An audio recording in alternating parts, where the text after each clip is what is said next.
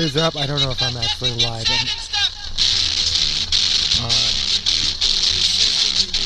We are listening to Threshold by Sex Bomb off of Scott Pilgrim.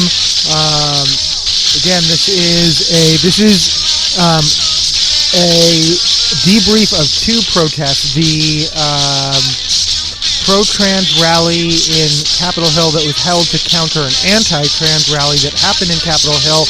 We'll talk a little bit about that. We'll talk a little bit about the cop actions, but that is not the focus. That wasn't my focus of the day. I spent most of my time focusing on the bands, who are amazing. We'll give shout-outs to all of them in a moment. Let's start there, though, actually.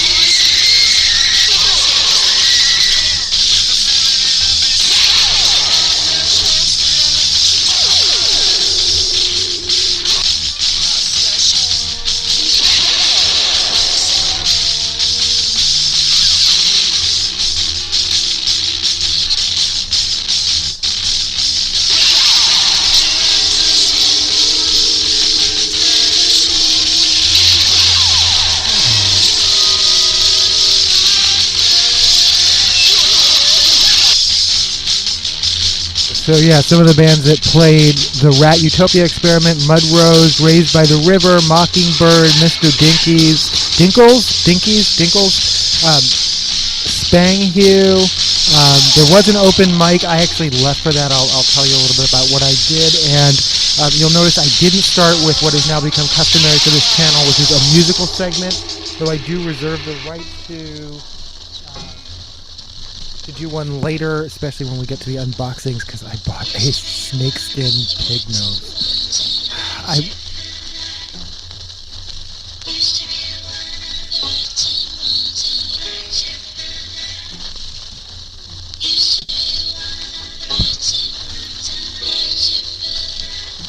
I'm still kind of torn on this one versus the all black one. I probably should have gotten all black.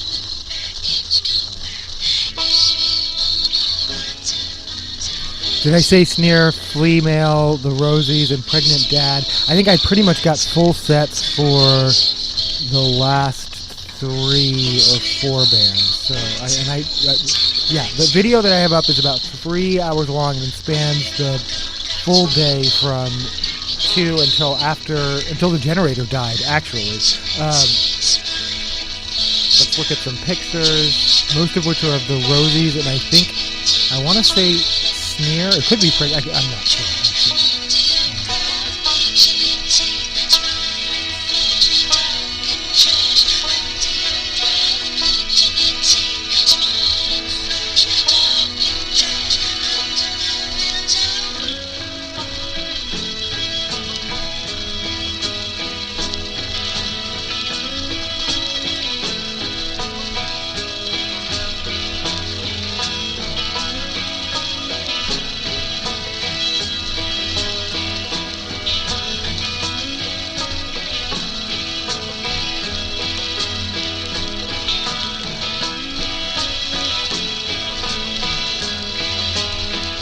Translates now.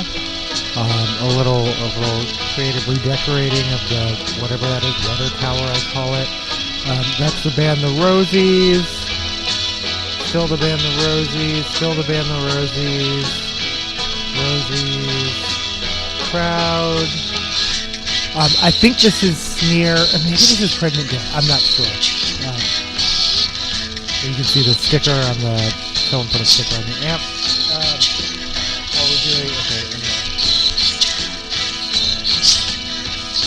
There were a lot of these signs that were set up almost like graves, like they were just lined up in the ground. Republican likes kill trans people. And then this one I actually found several blocks away. But it's my favorite. It says, "Hold firm, the power and glory of transness is eternal."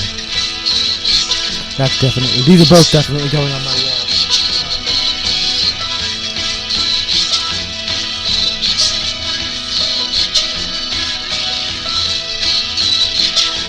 This is Broken Social Scene with Anthems for a 17-year-old Girl.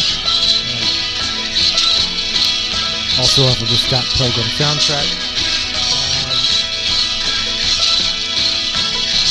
And then today, May 25th is George Floyd Day. It's the 5th anniversary, grim anniversary of his murder. I was 100% prepared for Trump to issue a pardon on Derek Chauvin today. I do still feel that's coming. Sooner or later, that is coming. And here are some pictures from a...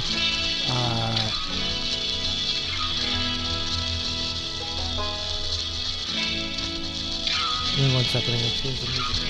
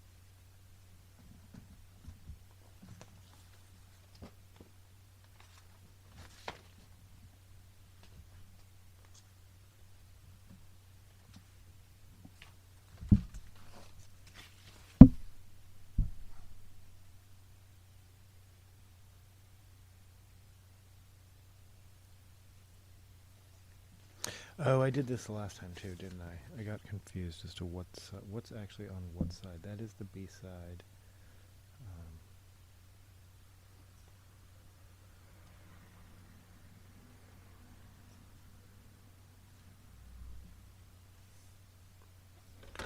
Alright, I think this is just Studio Freestyle by clipping.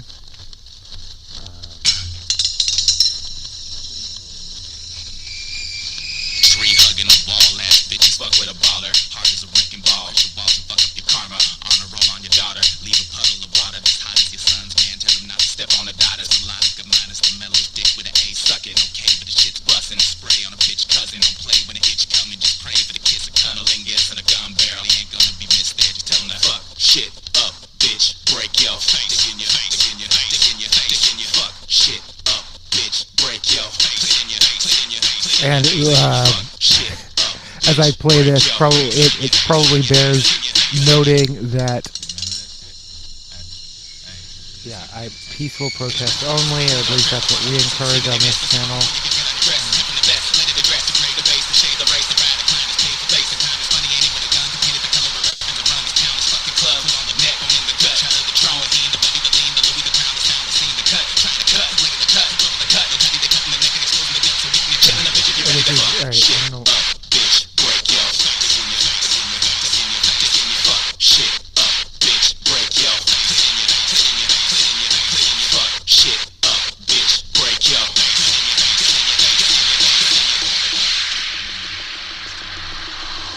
So yeah, this is the George Floyd event today.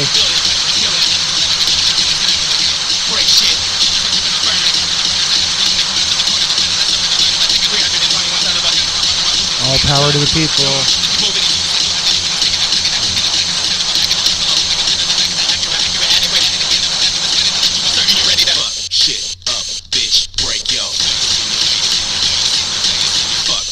And yeah, I will go to some footage a little bit later, but for now,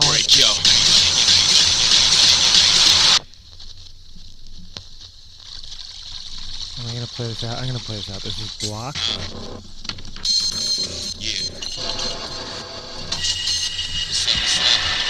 And then I did have one more thing to screen share. Sorry. And then I'm just gonna go to my notes.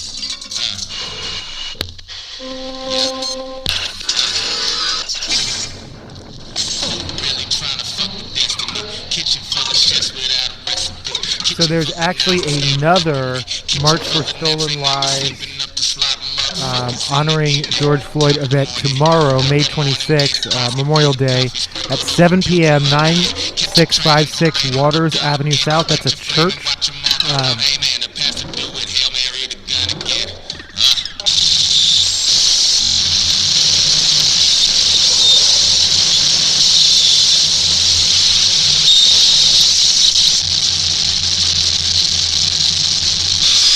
But I feel like it's not actually a march. I feel like they just reused the flyer, and it says that there's an online option as well. So yeah, we'll see. I will also announce.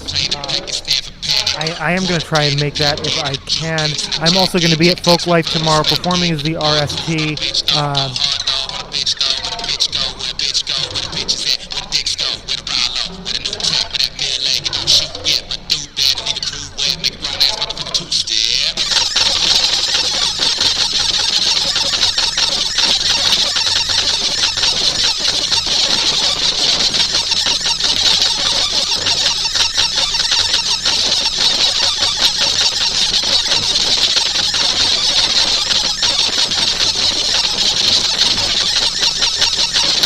But yeah, it sounds like it's going to be a dinner and community meeting, not necessarily a rally.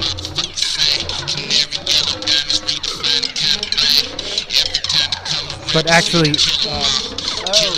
that's what I was going to do. I'm going to try and find as many of those bands on Instagram as possible. Yeah, get that new album.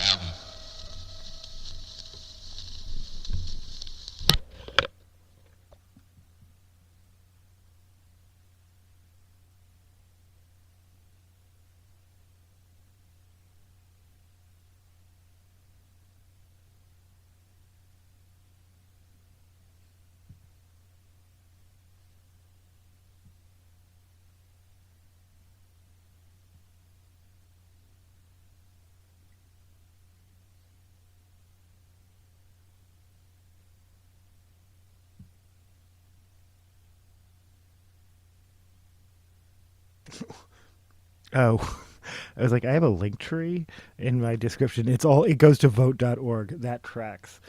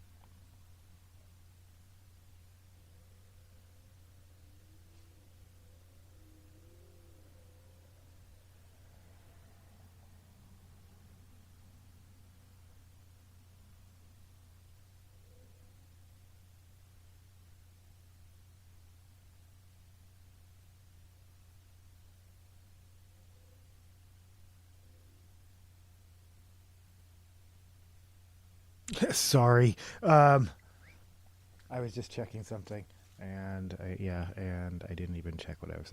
I got distracted on Instagram. I know I'm not trying to minimize. Okay.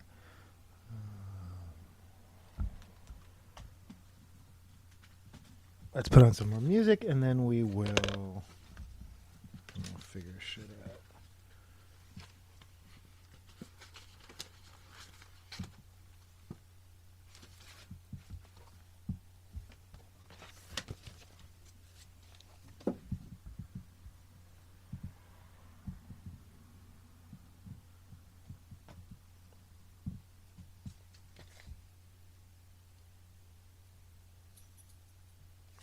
This is All Day and All the Night by the Kinks.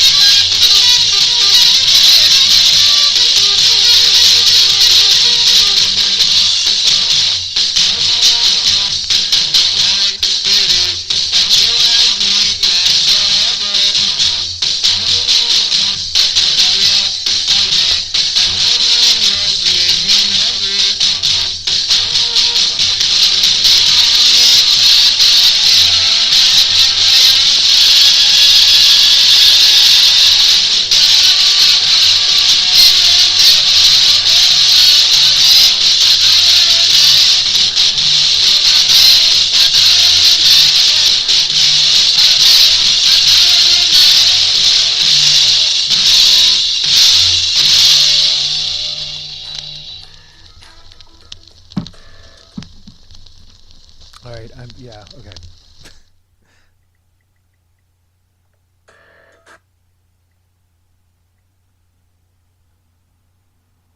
Where are my notes? Okay.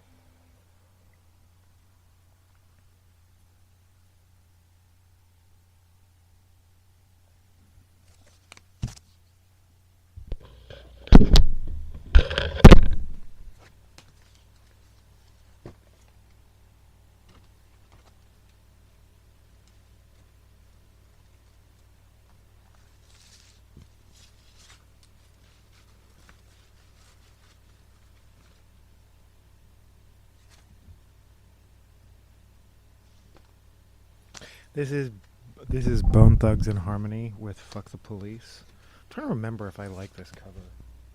I mean, we'll survive. It's only a couple minutes. If it's not the best.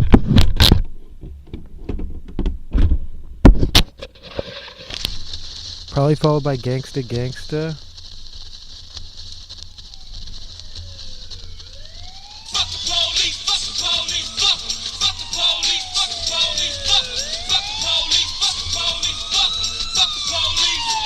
So again, I think I actually, I was nervous about going to this thing yesterday. I didn't want to be around a bunch of right-wingers, and I knew we would outnumber them, which we did.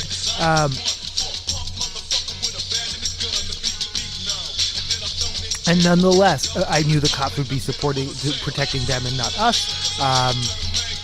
Yeah, certain things were predictable.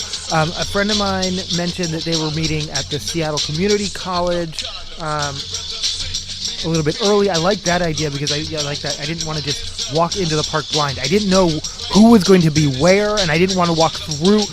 My biggest fear was accidentally walking through a crowd of the conservatives trying to get to my people, because all I wanted to do was get my people. I wasn't there to fuck with them. There were definitely people there to fuck with them, and in this case, fuck with them literally just meant like noisemakers and shit, and just be like, and just yell, "You're a hypocrite" and shit like that.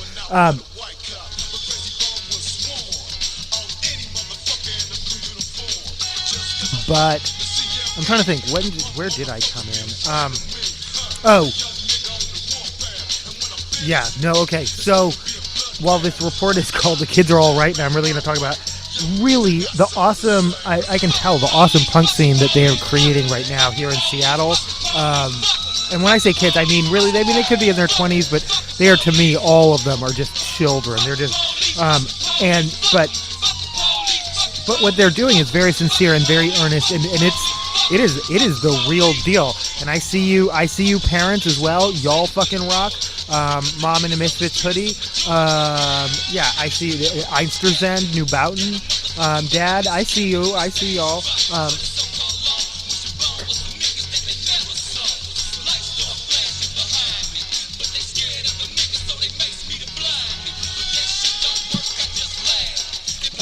But no, I am going to talk about.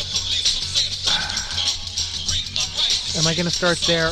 I have to, because it's how the story starts. So, just walking into the park, I almost get run over by these two girls on a scooter, and y'all know how I feel about scooters. I have no problem with teens riding scooters together, but I think it's dangerous. But yeah, no, they almost hit me. I do have headphones on, so this is a both and. And then they park it like right in the middle of the pathway. Like this is like right inside the entrance of Callinston Park. Like basically, it's like people are coming in, people are coming out. They just park it like right, like I want to say like sideways. Like I was like, and they're giggling and they're loud, and you can tell that they are. I hate to say it because again they're probably minors, but like pick me girls. They're definitely the main characters in their own drama, and the rest of us are.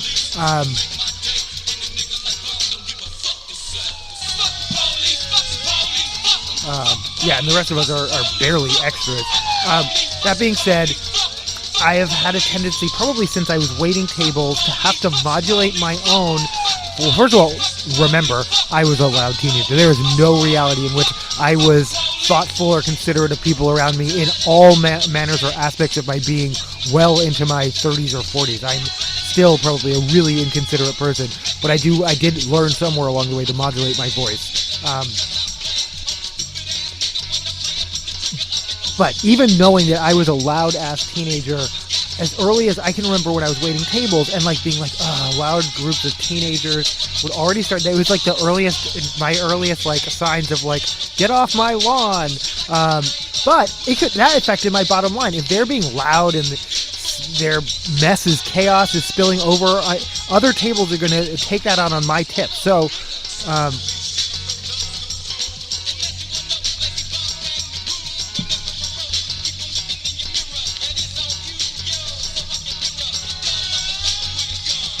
but no, their teenagers are allowed to giggle and laugh and have fun. That's not the issue.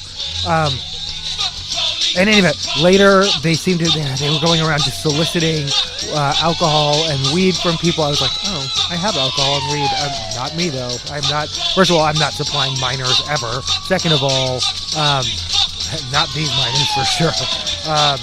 I did end up supplying minors with helium, which I didn't think of. I found a balloon, and then I was just like leaving, and I was like, oh, I don't want to be walking around with a balloon. So I was like, the group of kids happened to be like over by the bathroom. I was like, do you want a balloon? And they're like, a helium balloon? I was like, yes. And then they like immediately returned it like right in front of me. I was like, oh, that was not what I meant to do, contributing to the delinquency. But I think they'll be fine.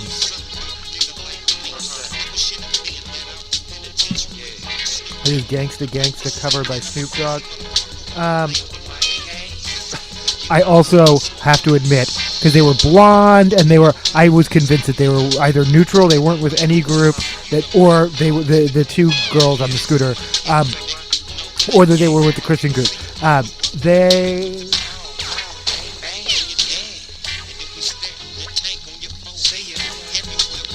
Oh, hi. I don't know who Daniel Larson is, but thank you. And howdy.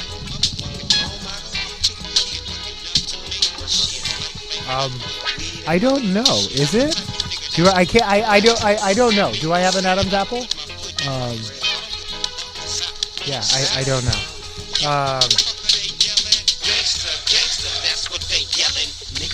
It's not pronounced.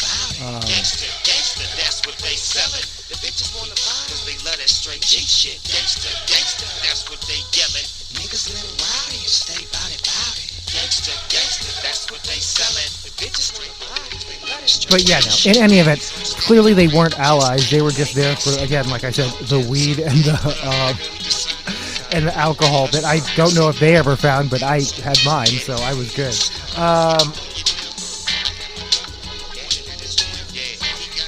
No, but okay. First of all, let's talk about the bands. They were extremely talented. Like I said, these were young kids.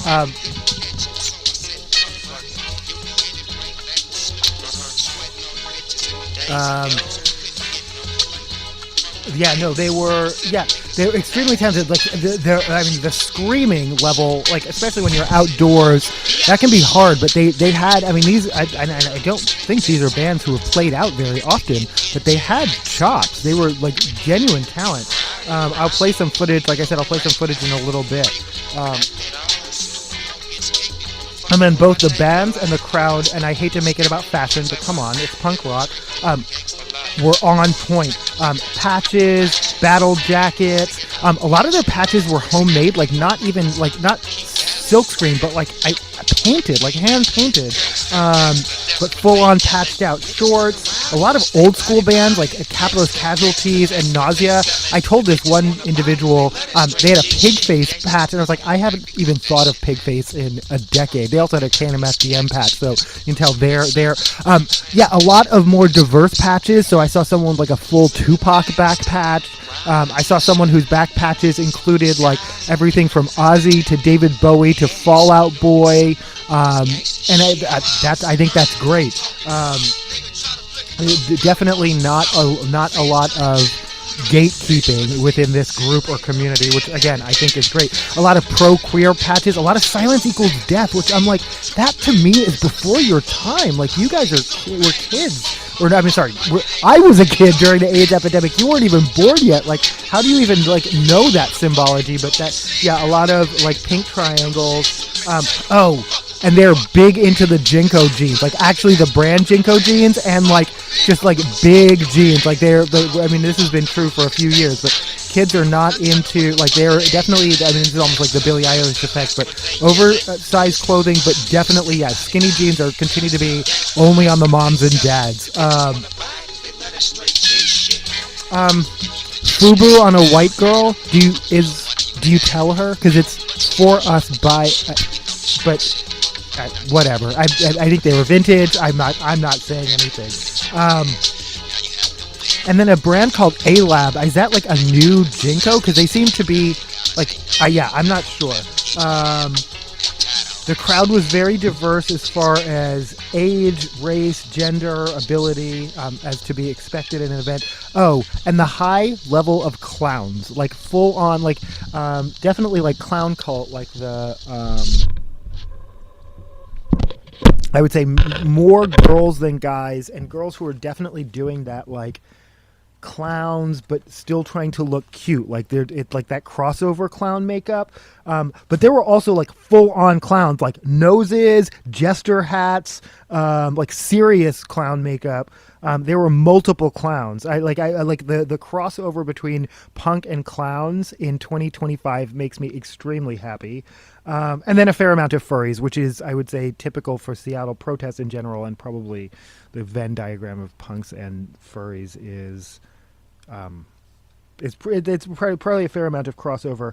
I also separately went to Slightly Furry, Seattle's furry bar, later in the evening. That's neither here nor there. I also went to the Hideout. I can just report they're both doing fine. They're just, the Hideout used to be my neighborhood bar, but I don't live in that neighborhood anymore. And then the Slightly Furry, I don't know why I'm worried. Like, apparently Seattle has a large enough fur scene to support a full-time bar.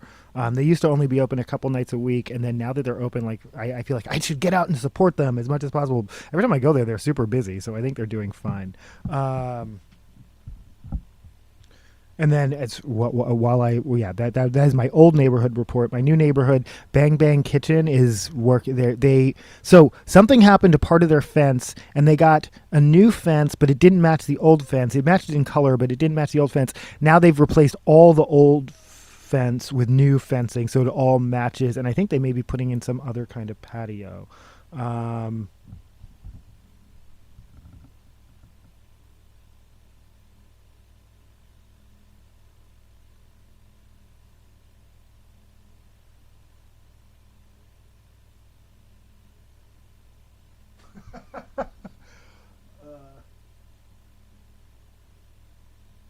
Punk rock Corey Feldman. Okay.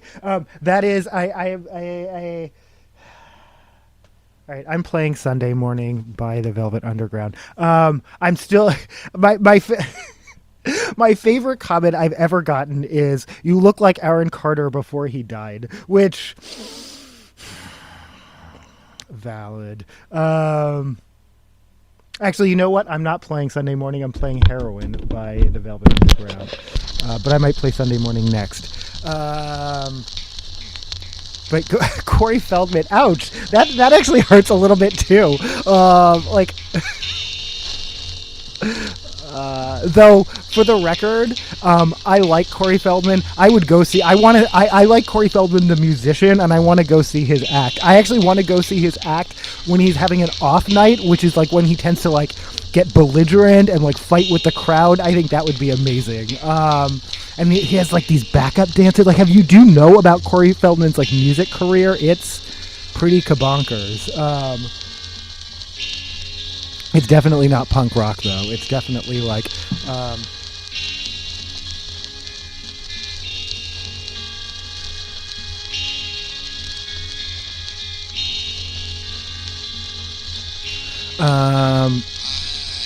oh, and the dust. So much dust. Like, it was like the mosh pit. These kids can mosh too. That's the other thing. Like, and I've noticed this at like the shows at El Corazon. Seattle youth and just in general, Seattleites, Seattle punk rockers know how to mosh. There was one guy at one point throwing up like windmills, but it was clearly a joke, and he was clearly like designated in a space where he wasn't going to hurt anyone else. But yeah, pick people up when they fall down and like go all in one direction in the circle pit. Don't just start like throwing elbows and things like that. Like, these people know how to mosh. But so much dust. Like, I washed my face today, and it was like, I was like, oh, I should have washed my face when I came home last night.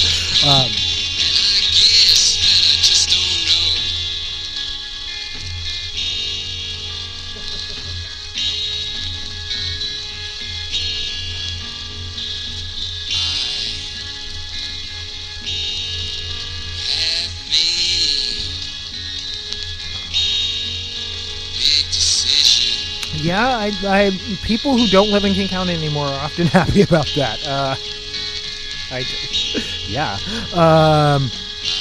So I don't have much to report about what happened with the cops or what happened with Mayday USA. That's what made the mainstream media. The cops, I do know, pepper sprayed the crowd at some point. They're I believe technically still under a consent decree, but they're in wild and out mode. They brought those, those like roof-mounted like sound disruptor devices. I don't believe they ever used them, but yeah, the type of things like they didn't even. First of all, they wouldn't even show up at protests for years because they're cowards. And then now, they're back in their like skull cracking mode. But so apparently that happened before I arrived. A person who I was supposed to meet up with, like I said, at the Seattle Community College, they, I guess, got interviewed by the news. They're being trolled. Their group is being trolled on Instagram, which they feel pretty good about because it means they've gotten some attention and they've gotten some reach. But then once the cops pepper sprayed people, they left. Like I said, I kind of checked out where the Mayday USA people were. I will be honest. I didn't actually hear any hateful speeches. I heard it was just like a lot of testimony and bad Christian rock. And I want to be very, very clear here, because I actually have a friend who makes faith-based music. I have friends who love gospel. I have nothing against faith-based or inspirational music. And the particular music that they chose was just shitty. It was like the generic, bland, shittiest, like, Christian rock. Coincidence, not coincidence, I don't know. But again, I want to be clear. I'm not criticizing all. In fact, now I'm going to have to play Lisa Welchel just to, like, prove I have nothing against Christian rock.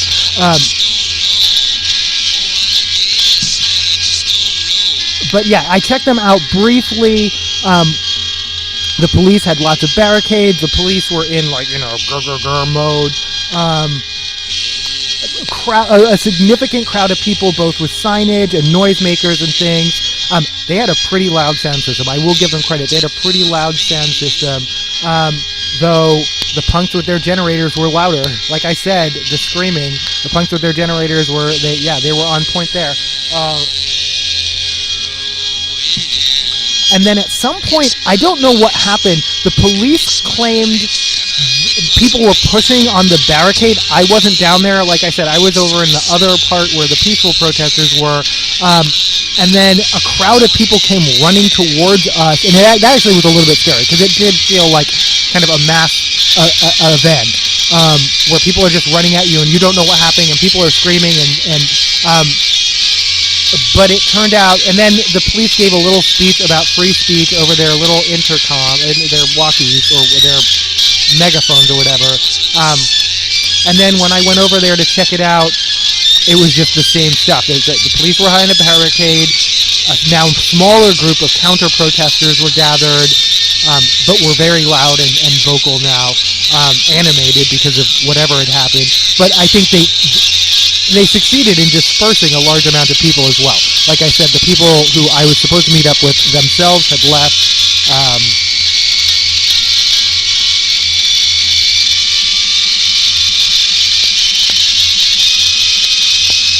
I caught part. I think I caught part of the crowd rushing towards us, and then caught part of the little speech that the police gave afterwards about we're here to protect everyone's free speech. And it's like you're not though. Like literally, the way your body is positioned indicates who you're here to protect and who you're not. But whatever.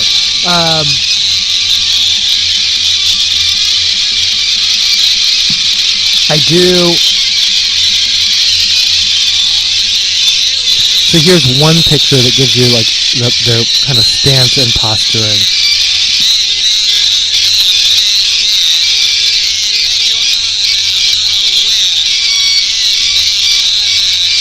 Oh, well, I think okay.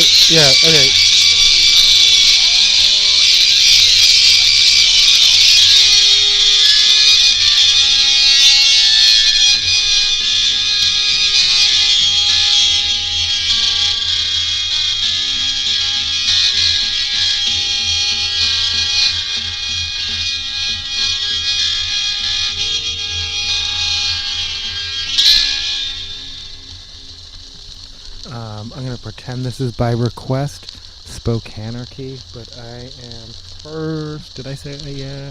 Right. I reserve the right to come back to Velvet Underground. As well, I mean, yeah, I play a fair amount of Velvet Underground on this show.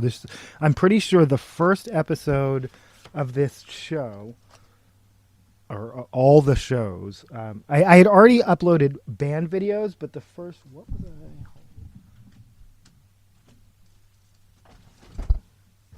Whoops.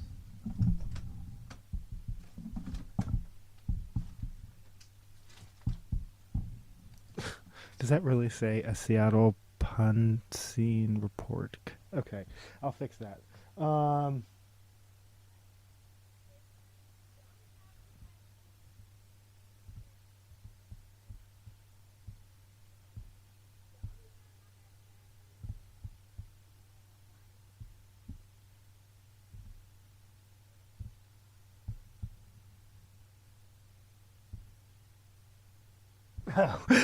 Dirty Needles. Now I have to play Screeching Weasel's Dirty Needles. All my the following are all based on request by request.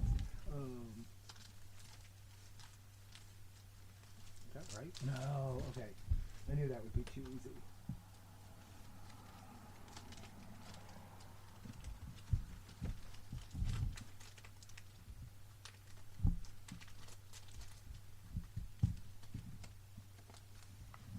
Okay, if I can find it, I will play Dirty Needles. This is I Need Electricity by Sweet Madness off of Spokanarchy, which was a documentary about the Spokane punk scene in the late 70s and early 80s. This song is from 1979. Again, this is I Need Electricity by Sweet Madness.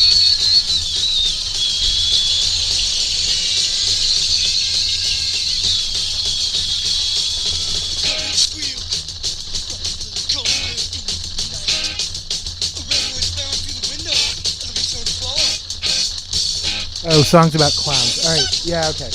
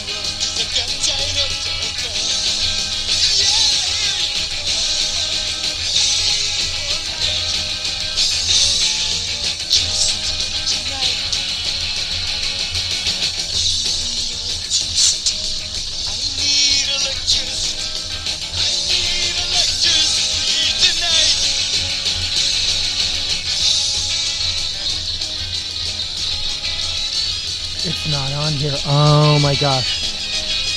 How is it not on here? Oh, message to Rudy is.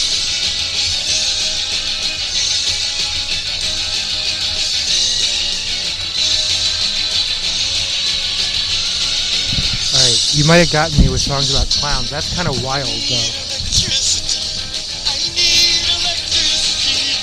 Oh, how about obscure East Coast punk? I can try.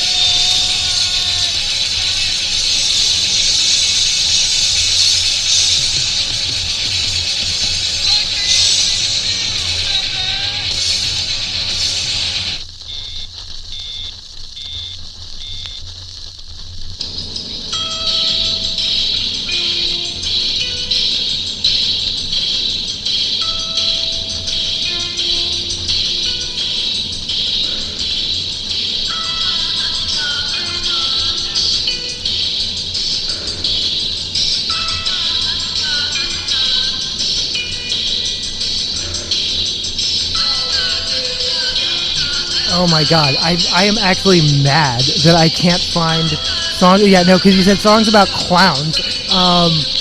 Yeah, okay, so Tears of a Clown, the cover version by, it's the English Beat, right?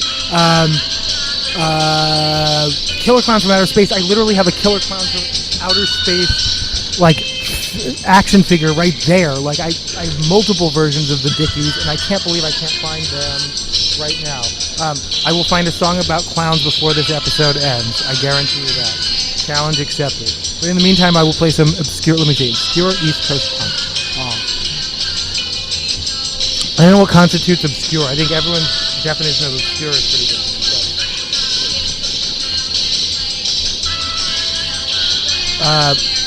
Content warning, self-harm. I played Suicide just the other day. That's like early proto-punk?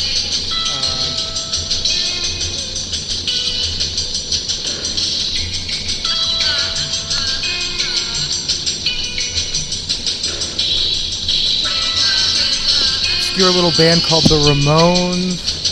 No. Rock and Roll Hall of Famers, the Ramones. Oh, well, a little bit more obscure than the Ramones, but Dictators.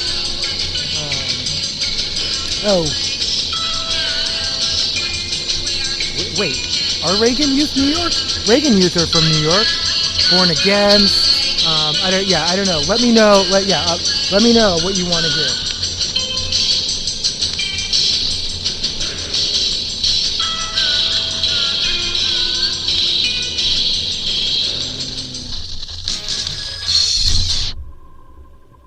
Actually, I'm gonna play this one out.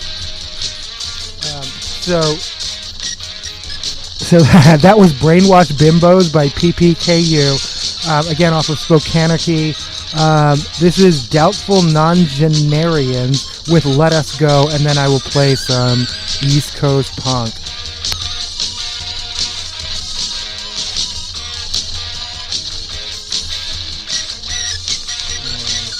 And then let's get back to the scene report.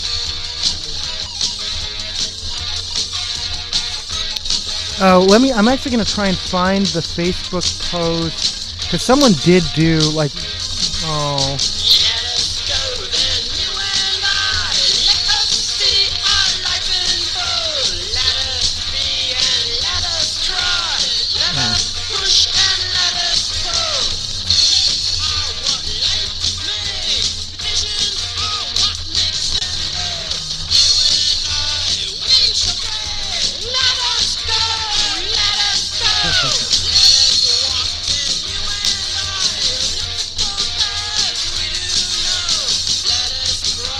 Oh, it wasn't. It was in Seattle Fun Events. That's okay.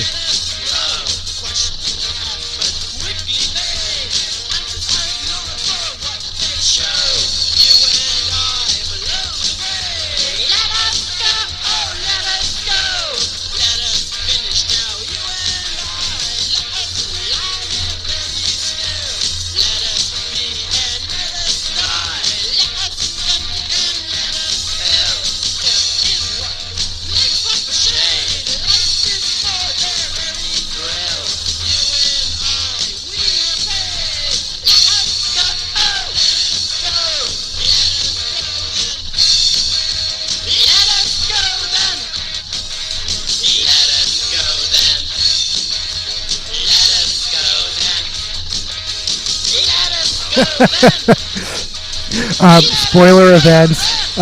Season 2 of The Last of Us takes place in Seattle.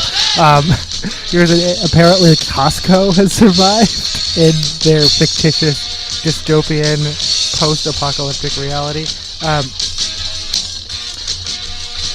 Again, don't forget about that Ethan meetup in Fremont on May 31st. May 31st, there's also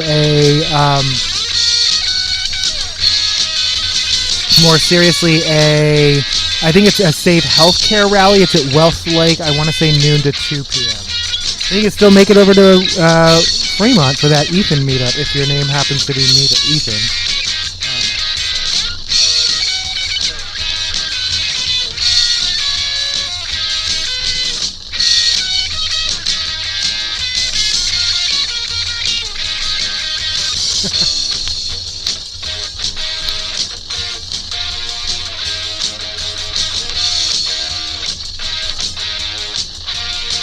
Okay, I can't find the post. This is the type of thing I need to have saved in advance. Otherwise, come on, wait.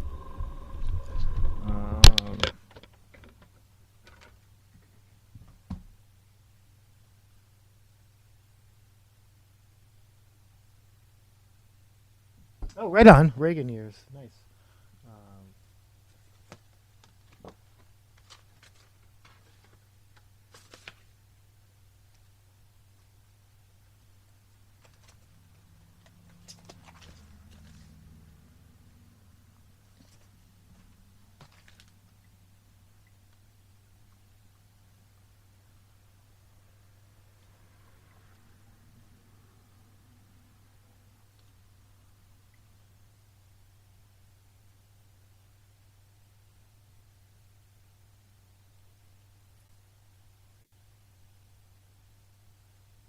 Oh. Right on. This is Reagan Youth with probably going to play the song Reagan Youth. This is New Aryans and Reagan Youth by Reagan Youth.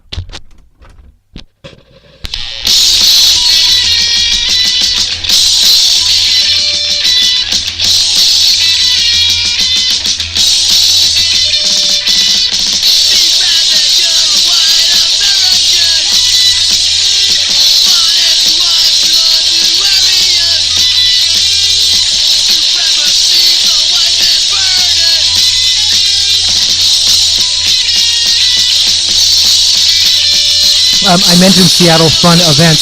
Seattle Fun Events, which is normally a calendar of just like non-political events, was really taking sides in that whole rally. I'll just put that out there.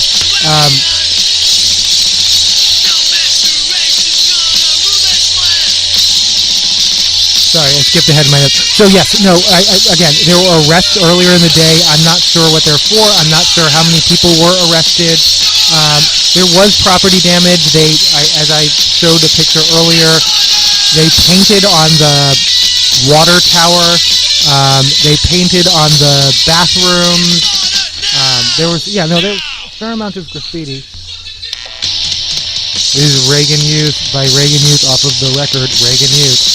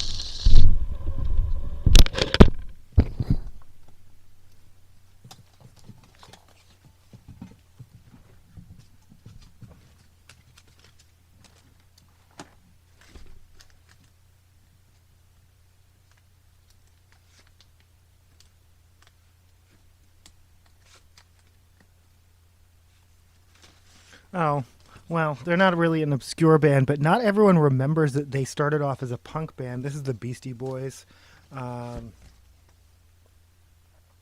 with Egg Raid on Mojo.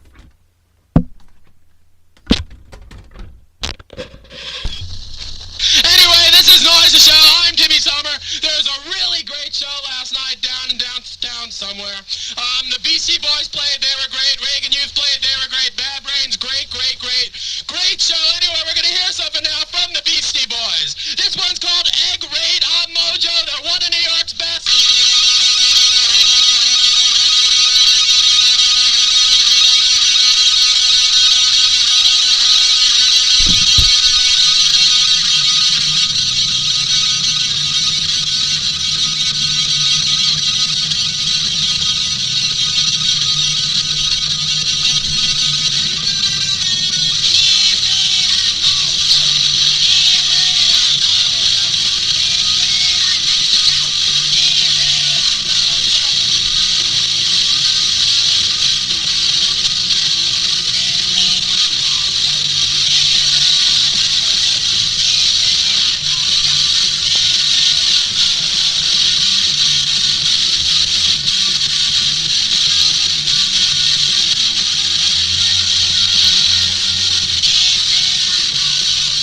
Now I'm starting to have separation anxiety. I'm like, where is that Dickies record? Like, I'm like, now I'm nervous about it. I'm like, okay, I've misfiled it.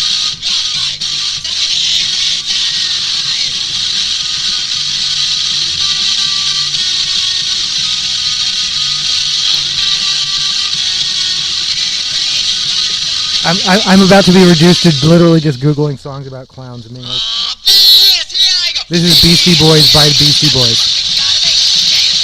Or Beastie Boys.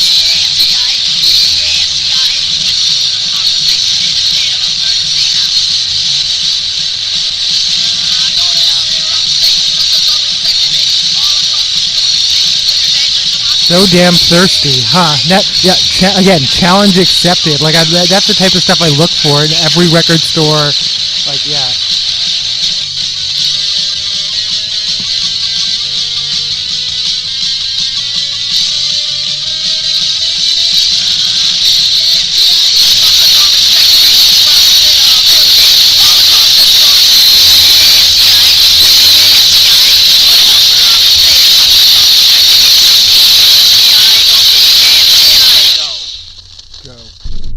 Don't you mean stop? Whatever.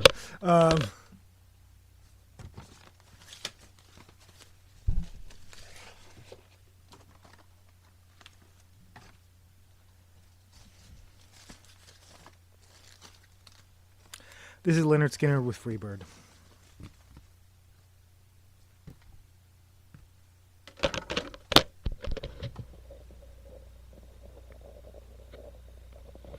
Actually, Tuesday's gone. This is Leonard Skinner with Tuesday's gone.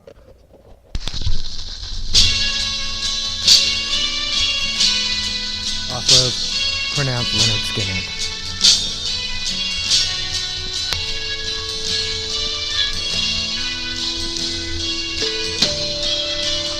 Though if you happen to be at the Seattle Center tomorrow, I will be performing as the RST, and I will play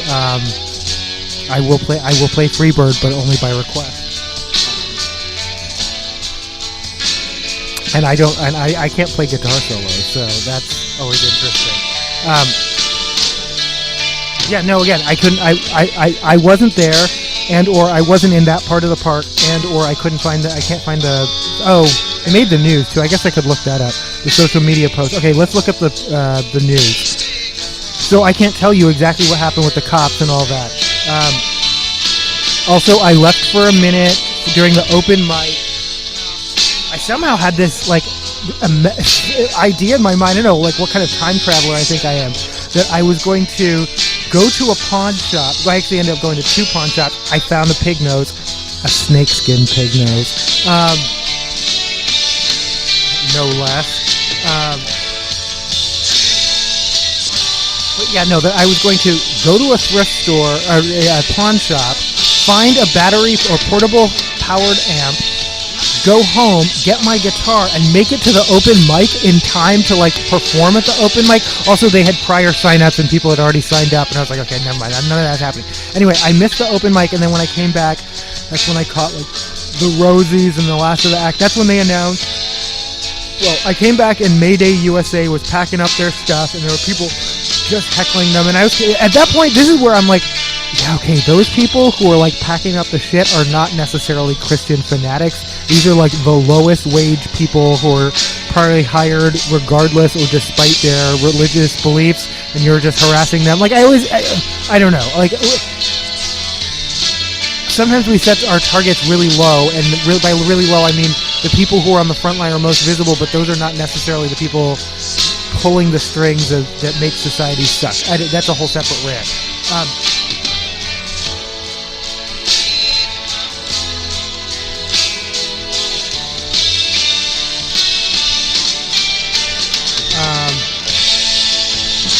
But no, yeah, so they were packing up, and then at some point it was announced to huge cheers that the last of the cops had left the park. So basically, the punk kids, that is the full scene report. The punk kids outlasted the cops and the Mayday and continued to play for another 2 hours until their generator broke down. So that was it. And I know these are the kids who are having all the cool house shows in the U District, and I'm just not cool enough anymore. I used to know where the house shows SBK and Rock Candy, back in the day, but I'm just not cool enough.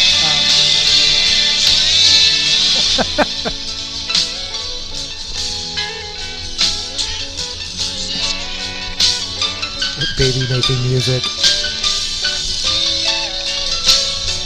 It's not Marvin Gaye's sexual healing, but it's, yeah, I see it. I get it, yeah.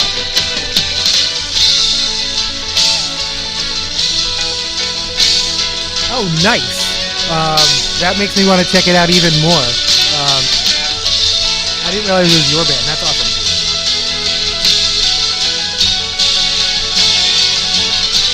But no, I play folk life every year, and again, I'm not scheduled to play. It's just you can pick a corner, but my favorite part about folk life is the busters.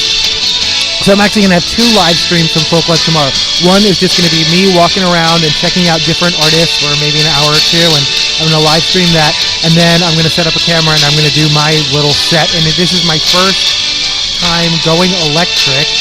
at RST Goes Electric, at Folk Life, I've always taken the term fairly seriously or literally, and like I played my more I played acoustic and I played like I don't know, but I'm gonna go for it. I've noticed lots of bands and they don't have strict policies around that at the Seattle Center, so I'm just gonna go for it.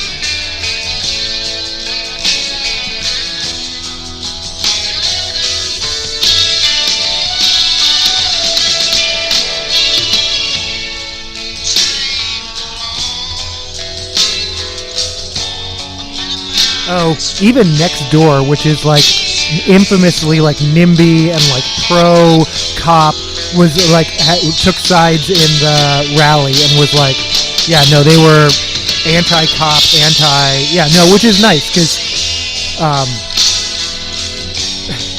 normally when Next Door is like, we don't talk about politics, it's because it's filled with right-wingers who don't want their politics explored too deeply. And these are the same people who complain about people living unsheltered or having to see open-air drug use. And I'm like, you know all your neighbors are doing drugs too. You just don't see it because they do it behind closed doors. They're not better than the homeless people that you judge every day. You're not better either. You know you're an alcoholic too, just like I am. So whatever, shut the fuck up.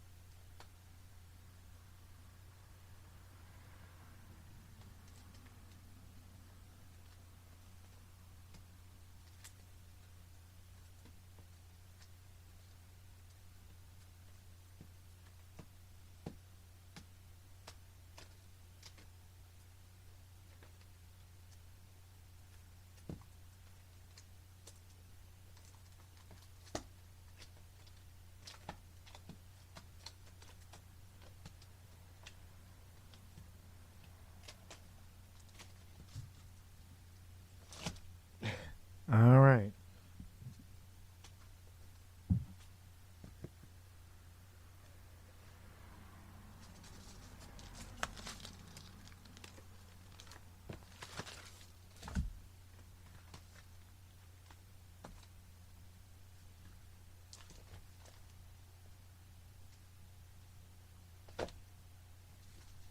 Kathy's Clown. Oh, Otis over Marvin. Wow, you really are testing me. All right, Otis, I can do.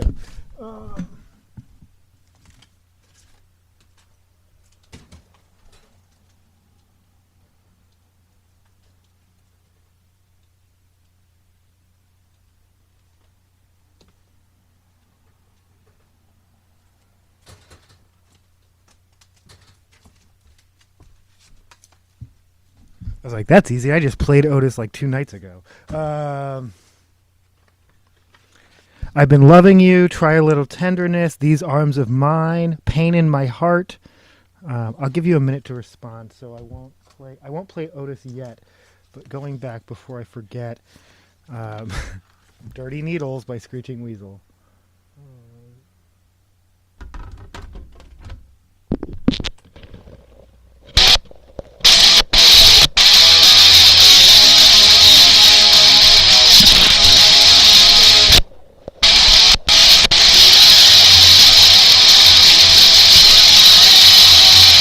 That's the end of "Your Morality" by Screeching Weasel.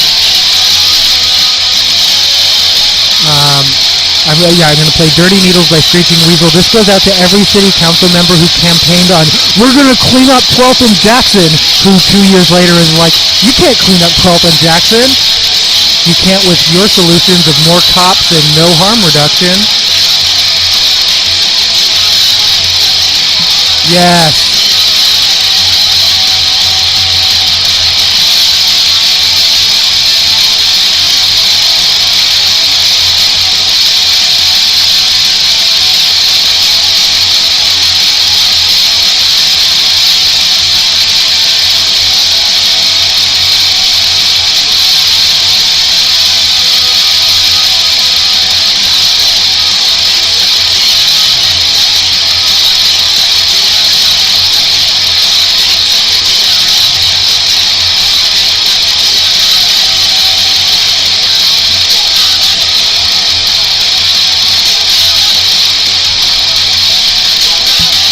That was actually longer than the song I want to play, which is "Dirty Needles" is only 30 seconds long.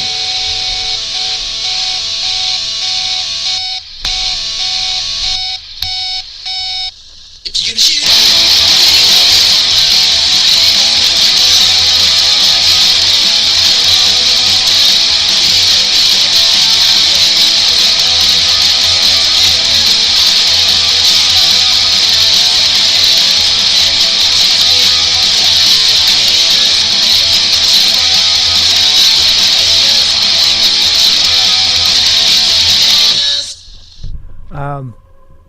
That song, I mean, yeah, it's a frivolous throwaway track. It also appears on. I just had it. Oh, of course, because I'm. Yeah, no, I have it right here. Short Music for Short People, which was a Fat Records compilation, 101 bands in playing 30-second songs. Yeah, no, seems like a frivolous little. Just short song, but it's literally about harm reduction. They're not telling people not to use drugs. They're telling them not to use dirty needles. It's saying we're going to clean up 12th and Jackson. I don't know. I don't know how cynically they knew that was not true, but yeah, they'll campaign on it. They'll take the money. This is the pain in my. Oh wait. You said "These Arms of Mine." Okay.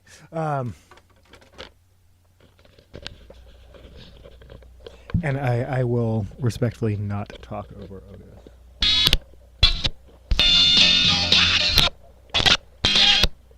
But I won't respectfully not scratch up my record because I just joined a Facebook group called "We Actually Play Records," and I think that's really important.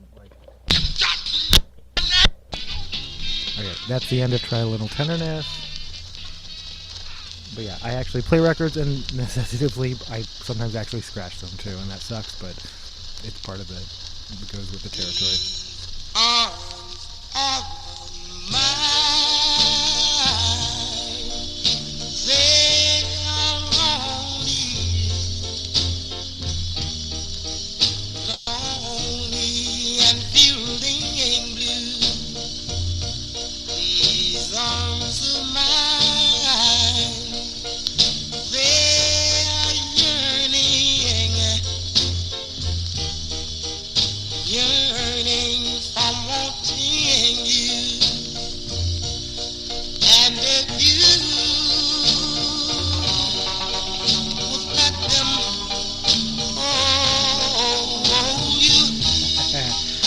I found my New York hardcore compilation. So, okay. Yeah, no. Okay. Life's Blood is made up of people before they were. I said I wasn't going to talk over Otis Redding, and now I am. Sorry, Otis. All right. We'll talk about it in a second.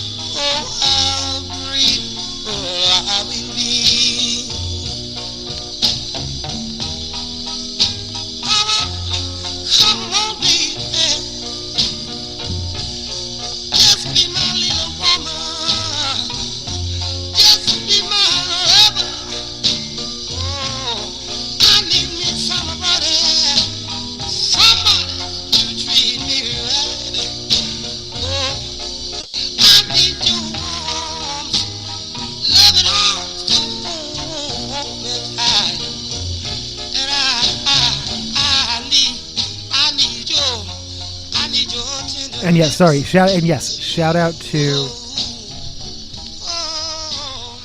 drinking Rainier and dive bars. So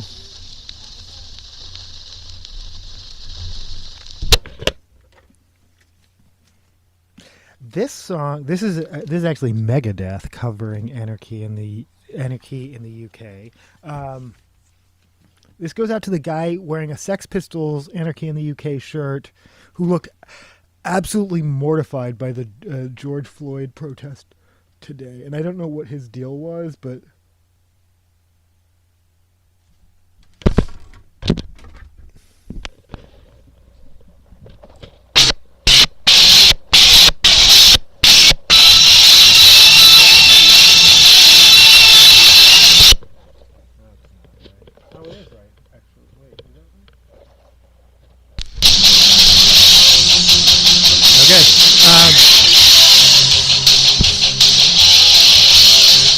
and then a group of kids in Pagliacci's Pizza on that's just Rainier, right? On Rainier, who were like, okay, it was a group of mixed race children, but the one seemingly white child, like, making a big production of like going to the window and like thumbs downing as the protest, and I'm not sure he or the other people, but the other children were cheering him on. And again, these are children of color, and I don't know if they knew that we were protesting George Floyd. I don't know if these children even knew who George Floyd, like any of that.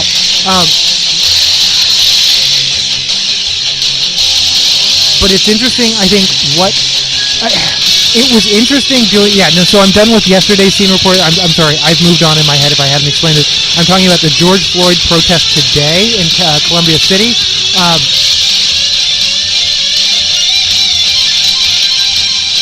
One, protesting in a black neighborhood is very different.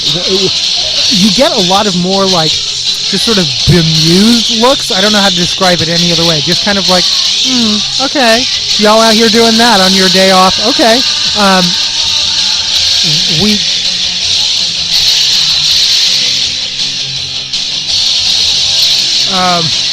Don't make me play Devo. But I also think, I work in education. Full disclosure, I work in education. So my thought is always, that is learned behavior. You're not born that way. Who taught them that? That's what I would say to someone. Yeah, that's what. I wouldn't say anything to other people's children. I don't fuck with that. Especially when the anti-trans people are they're coming for our children. I'm like, I'm not talking to your children at all. You can teach them, fill their heads with all the hate you want.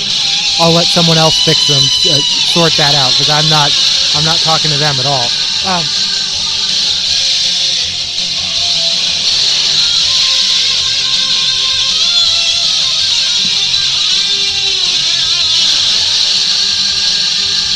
And it is a bunch of, I would say, the protesters, as are most of the protests here in Seattle, predominantly white, predominantly older. Or no, actually, this was a mixed group, and actually this group probably skewed younger, because one of the organizers was a college group. But I will say, and this is just my anecdotal evidence from going to a number of protests here in Seattle, older women over 60 really hate Elon Musk. Let's just put it that way. And I don't know what nerve he struck with them, but like that's just my observation. So they asked speaking of Facebook groups, the Facebook group Black Metal, what artist do you own every record to? And I said Cradle of Filth, I'll show myself out. But it is actually probably true that I own just about every release by Cradle of Filth. I do love this. And in a separate post with the infamous Jesus was a cunt, Danny, the T-shirt.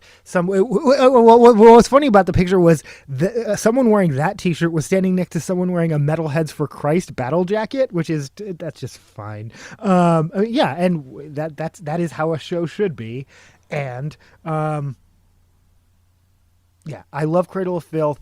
and a lot of their over the top antics for attention are exactly that. Like their shock value, featuring Honey and Sulfur. I guess that's what I'm going to play if I can find it quickly enough. Their most evil tale yet. No, I think he has an amazing voice, and I think they're great storytellers. But I also think they're kind of like, I think Cradle of Filth could definitely like veer into cringe very easily. I don't know what I'm playing. This is just track 1, side 1. And then separately, someone else posted in black metal, Dimmu Borgir is the greatest black metal band of all time, which got a lot of like humorous, reaction. I guess there's our metal segment.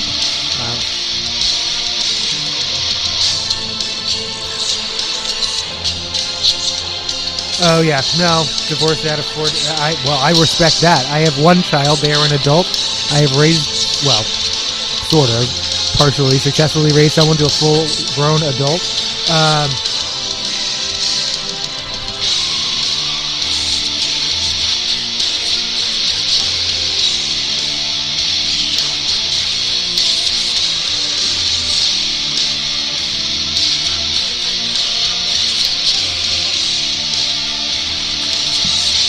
But no, there were a fair amount of honks. There were definitely people, cars were honking at people who wanted to show their appreciation.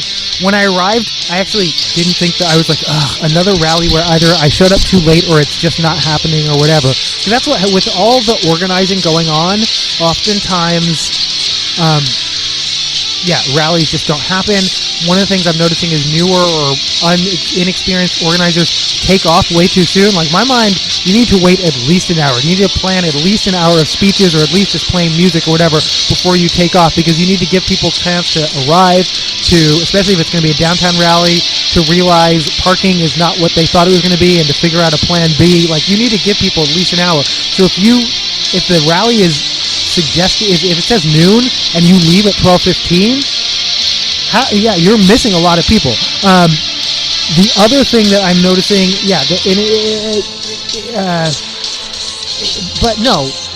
so I showed up, and even for just a regular Sunday, I wonder, that was the other thing. Rainier was oddly dead for just a regular Sunday. I think people are out of town because it's Memorial Day weekend, or maybe people were downtown at Folklife, or I don't know, doing other things. But it was a little bit dismaying that, when I showed up at the park, I was like, oh my God, there's no rally. And then they were at the far end of the park, and it was a small but mighty. They were very loud, I will say. And I think something about Rainier, it's like a narrow, tunnels, we sounded bigger than we were. It's funny that it was made up of what I consider now the Sunday people. Like, there are protesters who show up specifically to Saturday events. There are protesters who show up to Sunday events, and they're different people. That person who does the who has the really impeccable handwriting, who does all the chalk.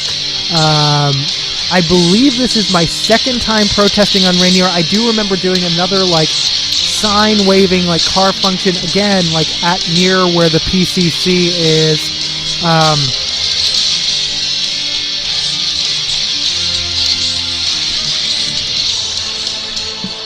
But yeah, like I said, South Seattle protests, they just hit different. I want to join the Rainier Beach Weekly that's out by the community center, but not by the community center, I'm sorry.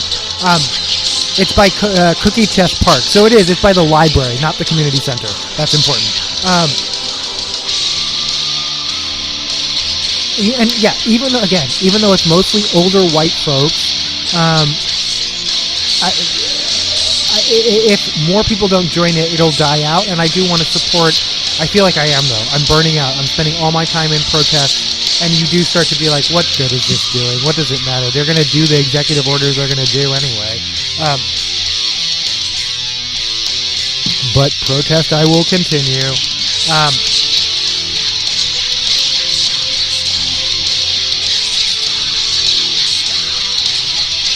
And then the protest, another sign of inexperienced protest is when you go through residential streets, or I don't know, but it was only for a block or two to get to this other park that I didn't even know was there, and it's actually pretty near my house, and it has like, it's like behind a elementary, I think, and it has a track, and I'm like, oh, this is where I could go running. So yeah, that I didn't even know about.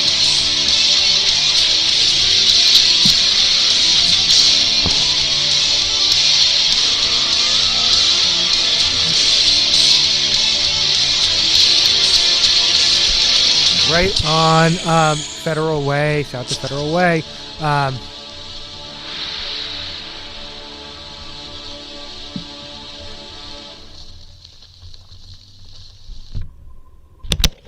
That was Cradle of Filth with, what is that song? It was called In Grandeur and Frankincense Devilment Stirs. That sounds like a pretty typical Cradle of Filth title.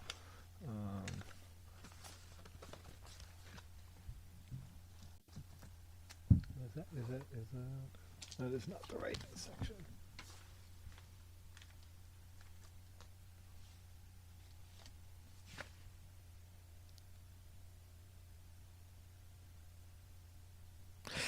This is Pavement with Harness Your Hopes. This goes out to parents everywhere.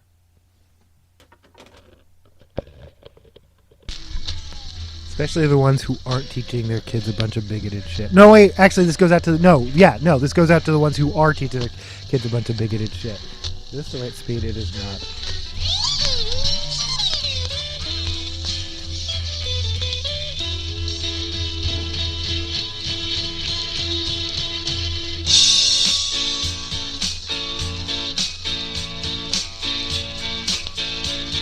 Oh, I have never been to San Diego. I lived in California. I lived in San Francisco, but I couldn't afford it. I had 4 jobs and I couldn't afford it.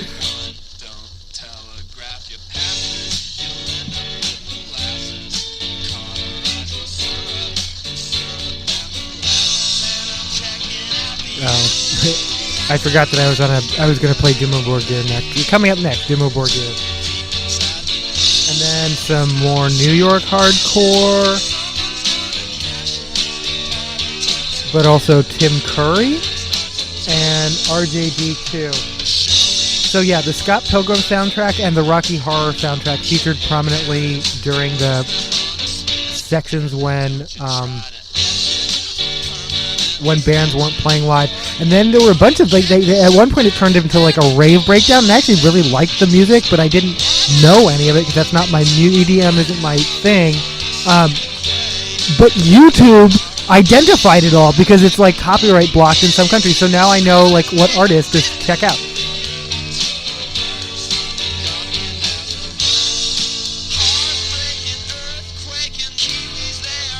I would imagine California, I would imagine San Diego, I know San Francisco, I went back to visit, has changed an enormous amount in roughly that time period. I lived in San Francisco in like 97, 98.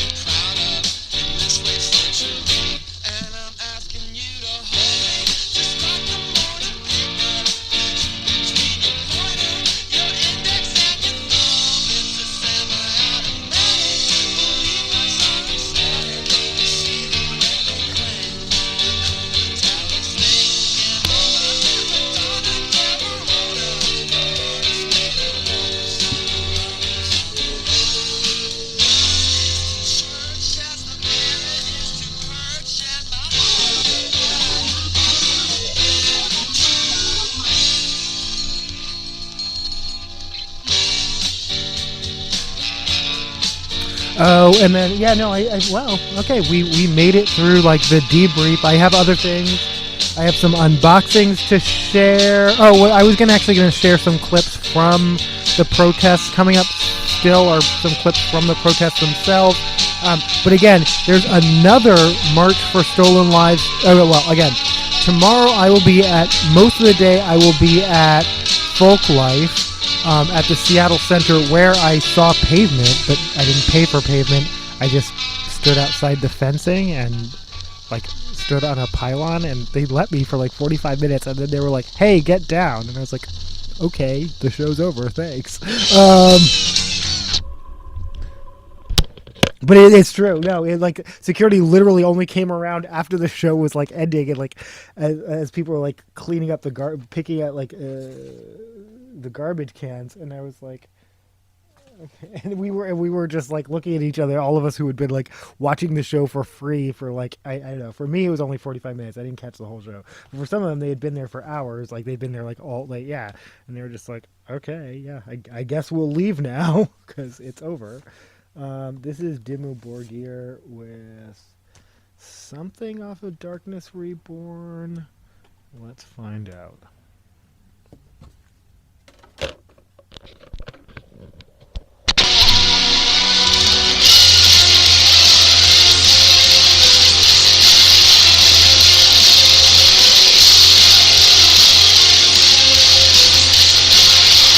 But yeah, so I will be at Folklife tomorrow doing 2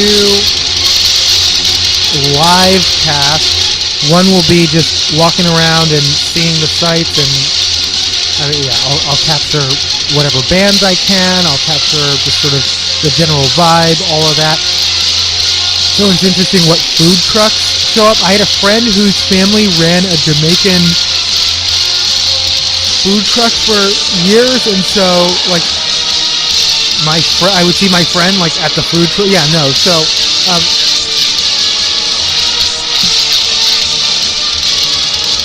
and I was like, oh, that's right. I forget this completely separate context that I know you in.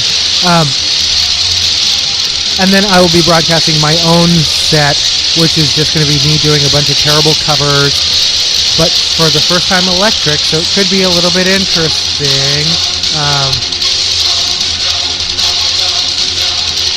And then the March for Stolen Lives, I don't think it's actually going to be a march though. I think it says, come out to our community meeting, enjoy a free dinner, and build movement for police accountability. Meetings every Monday, May 26th, 7 p.m., 9656 Waters Avenue South. Virtual option available on Instagram at Seattle AARPR.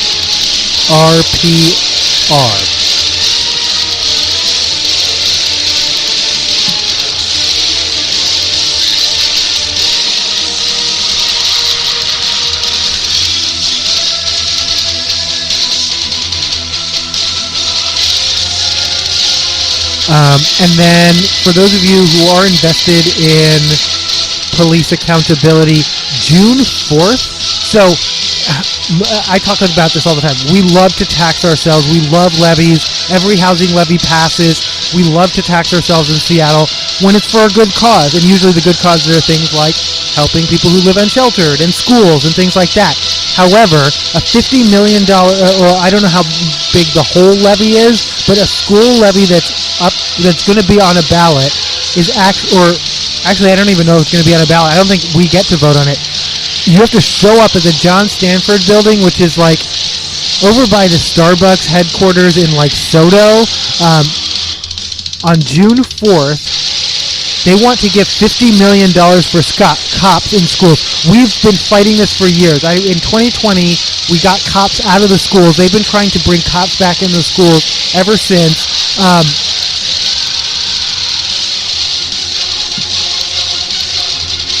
So if you can show up, I don't have a time, but look for, if you go on Instagram, Keep Your Promise Coalition. It's just called the Keep Your Promise Coalition, and you can sign up for alerts, and they'll let you know exactly what. But they are narrowly focused on excluding this $50 million for cops from the education levy. We want the education levy. We want the education levy to pass. We want all that. What we don't want is for $50 million to go to cops in schools.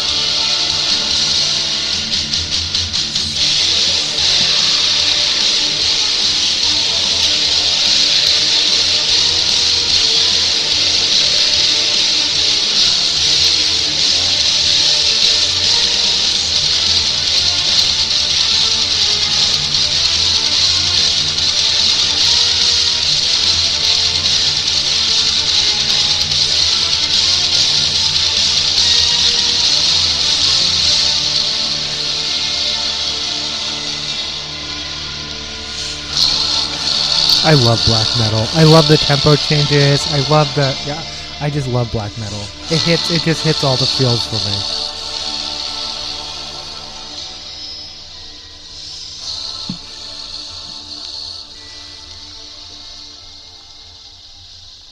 Being raised like Catholic, it hits all the like, I don't know, like weird like ceremony. Yeah, no, it hits all the moods. You mentioned baby making music. I grabbed this just because, yeah, Wilson Pickett is what I think of when I think of baby making music. This is In the Midnight Hour.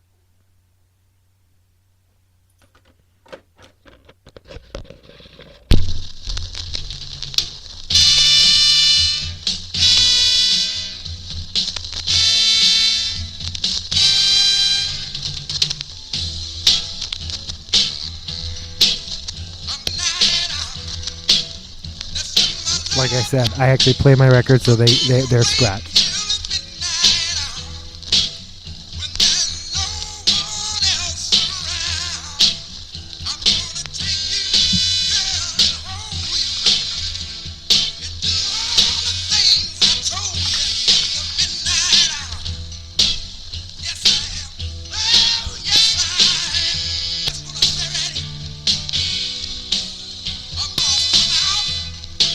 Oh, that's what everyone says about that's what everyone says about living in San Diego. The best thing about San Diego is Tijuana, is like the access to Tijuana. But it's well, I'm assuming it's not as like free, flexible, and casual as it used to be. I'm completely the opposite corner of the country, on the opposite border in Maine. My family lives in New Brunswick, Canada, which borders Maine. I have some family that lives up there, and they live in border towns. They live like right there, and you know, I just remember one night, like a bunch of teenagers got lost, and they just like, I don't know what happened, but they just wandered into the border. It used to be just super duper casual, but I'm assuming in our current reality, none of that is like that now. You don't just like wander over the border and like forget your ID or like all the kinds of things that you would just like, and then it would just be like a ha ha ha laugh about it story in the morning. It wouldn't be a big deal, but now it's like you bring your papers, like we are like, yeah, Gestapo, like we're doing that shit now.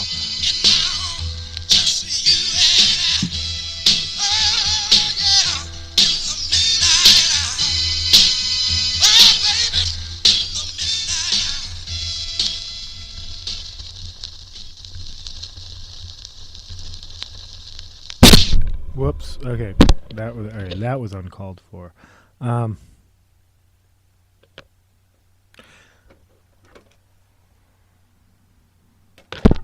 This is Mercy, Mercy, and You're So Fine.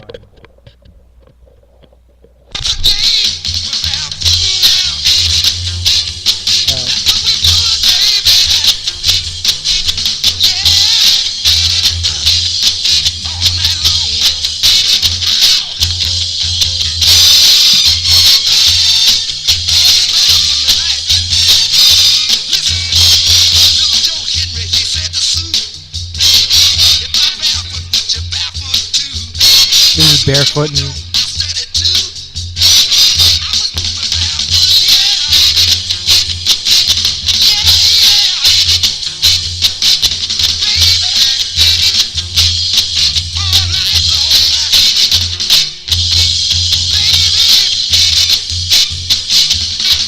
I'm trying to decide what I want to do next because I made it through my notes. So it's probably. Well, yeah, I announced about less than a week ago. Yeah, this is what I meant to play. This is Mercy, Mercy.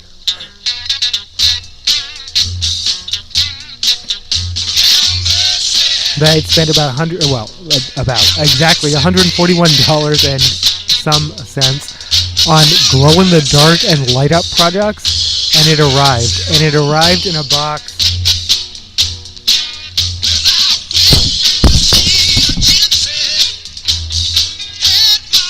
This big,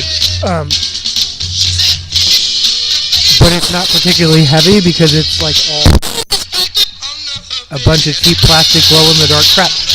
After having said specifically, one, I was doing no buy 2025. I'm not buying anything at all. I'm not buying anything except necessities at all. Is that a word?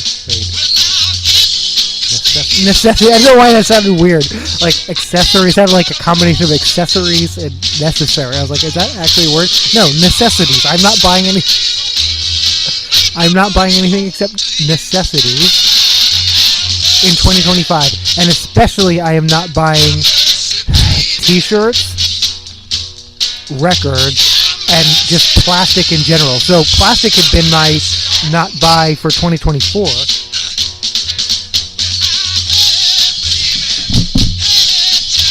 Which actually meant I had to stop collecting toys. I was a pretty significant toy collector for years, but you have to keep the fact that you have to keep cardboard boxes in pristine condition.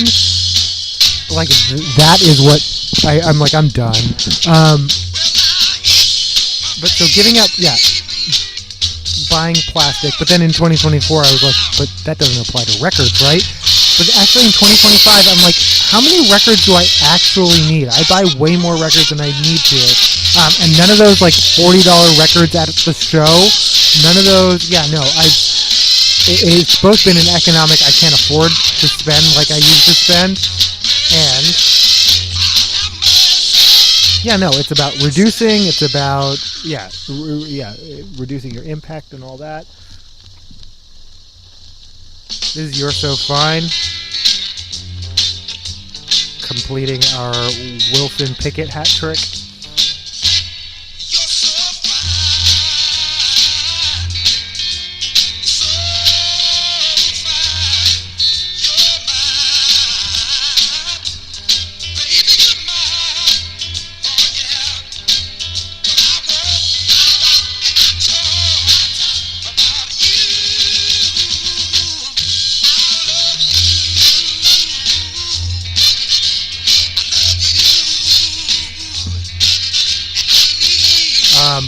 But I don't know why I designated this particular group. I think I fell off the wagon a little bit. I think I've been proud of myself. Like through May, I had purchased I think 3 records, but then since the beginning of May, I purchased like 10 records.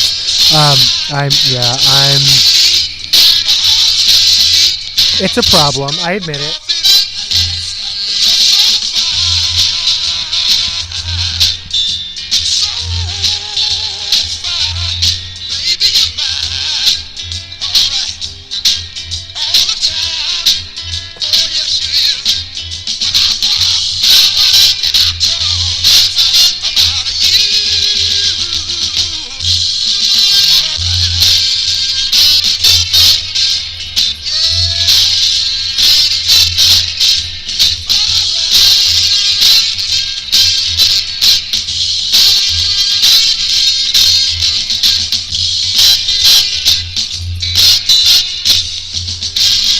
But I do worry.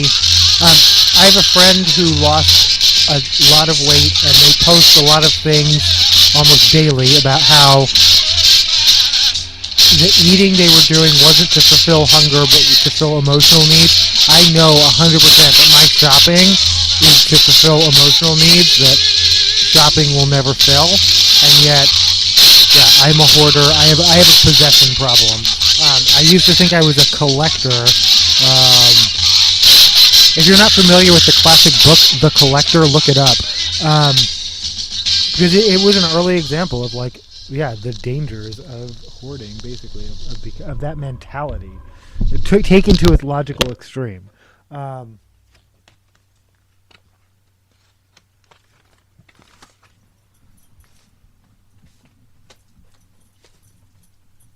I want to say 1962, and I'm going to look it up because I can't remember the author.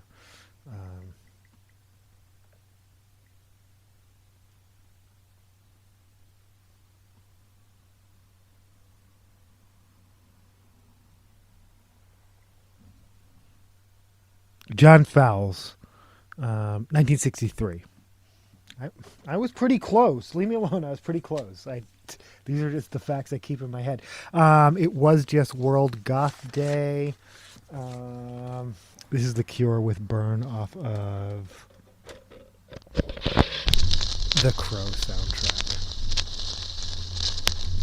That might be as close to Clowns as I can get. Like, yeah, you know, like it's monochromatic makeup. I don't know. R.I.P. Brandon Lee, R.I.P. Bruce Lee, forever.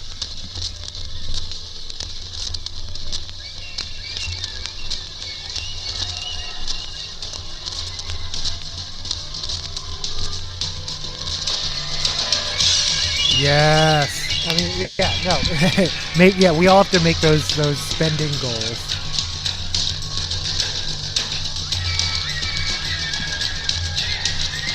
But for real, it became non-optional. It started as like experiments, and then like, I work for a nonprofit, and it's not that we get paid less, it's just that we don't get paid more every year, and cost of living goes up, and it's like, year after year, I'm like, okay. That being said, I am so fortunate to have the position that I have.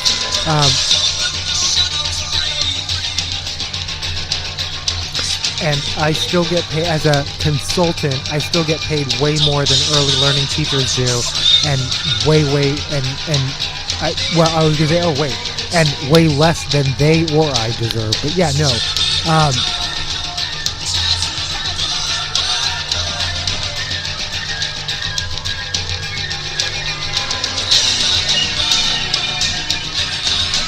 Oh, that is Martin's. I don't know why I read that as Marlin's. Yeah. I don't. For some reason, I played Screeching Weasel earlier. Ben Weasel playing a $300 guitar on a record that I played over and over and over until I wore the original out taught me you don't need a super expensive guitar.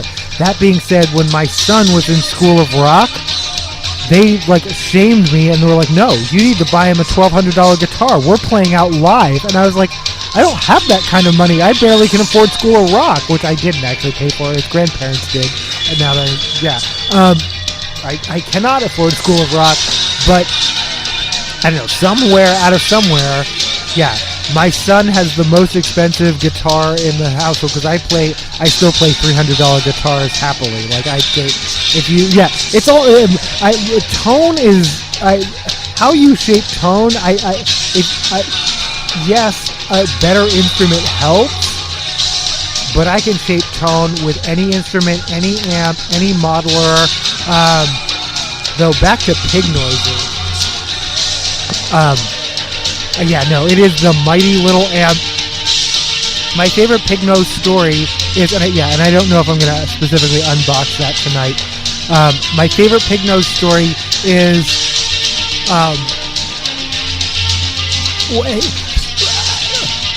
I can't remember the context. A neighbor came over to complain about my playing too loud, and I apologize because I don't want to play too loud. It was 8 o'clock at night. It actually wasn't super late, and I was playing through a pig nose, but they were they made some comment about something about a Marshall stack or something, and I was like, this is the amp I'm playing. I showed them, and they were like, well, it doesn't sound like that from my apartment, and I believed them.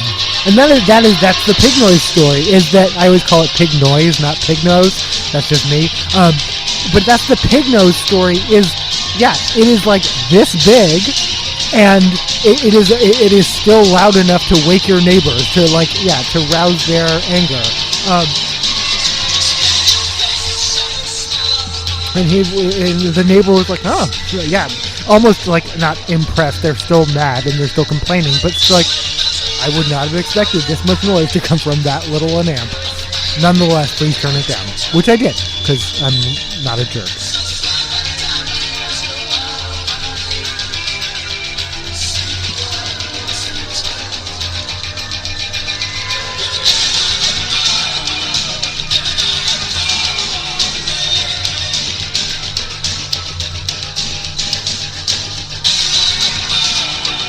pre-war D28s. Yeah. We all. My obsession. My obsession is cheap SGs. But yeah, I currently play a Stratocaster copy just because it was in a pretty color of pink, actually. Now I kind of feel like I do need to okay.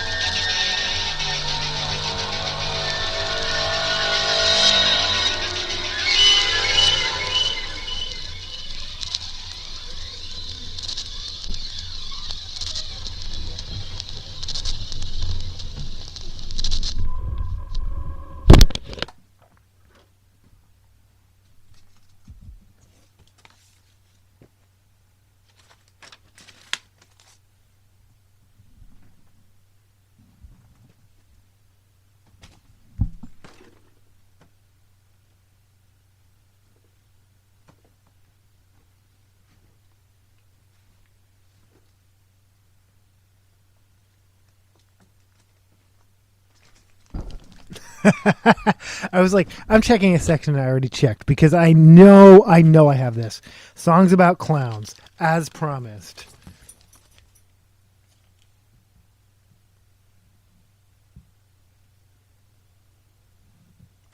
The Attack of the Killer Clowns from Outer Space by the Dickies.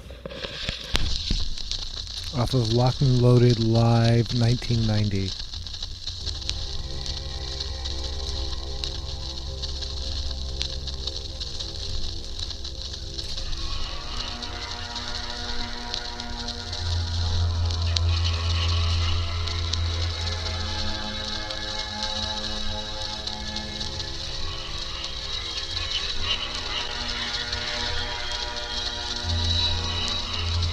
Yeah, no, paid $750 for it in 1999, probably worth $20,000 now. Yeah, I paid.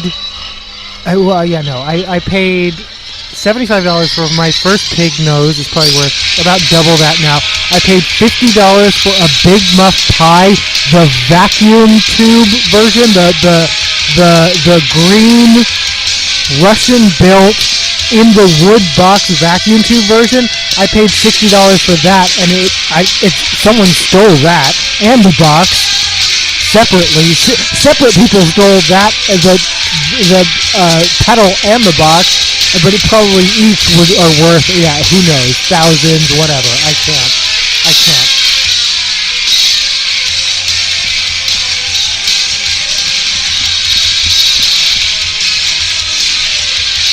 But yeah, I'm sorry, orange amps. Yes, I love my orange.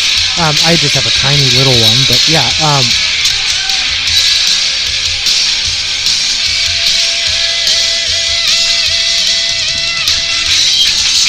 And I would say of all the mics, Newman is the one I'm least from companies I'm least familiar with.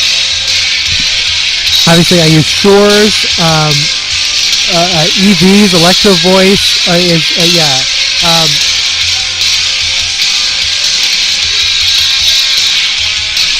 Marshall, the amp company, surprisingly makes good affordable mics that I like. Though other people tend to disagree if you read the reviews. But like I said, I think with almost any instrument, with almost your results may vary. And it's almost like unfair for musicians to rate instruments because it's how you play it. Someone else can play it differently, and I don't want to say better, but someone else can produce a pleasant tone out of that thing, even if you can't. And I think that's always important. Those weird Japanese tone toys with like the rubber mouths that I've actually experimented with in real life, but someone can make real good actual music out of that, but all I can get is like squawks and beeps, you know? Like it's well, back to baby making times. It's not what you use, it's how you use it, right? It's the motion of the ocean.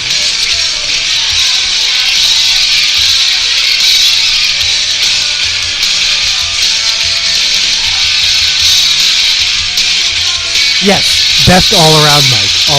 Best all around mic.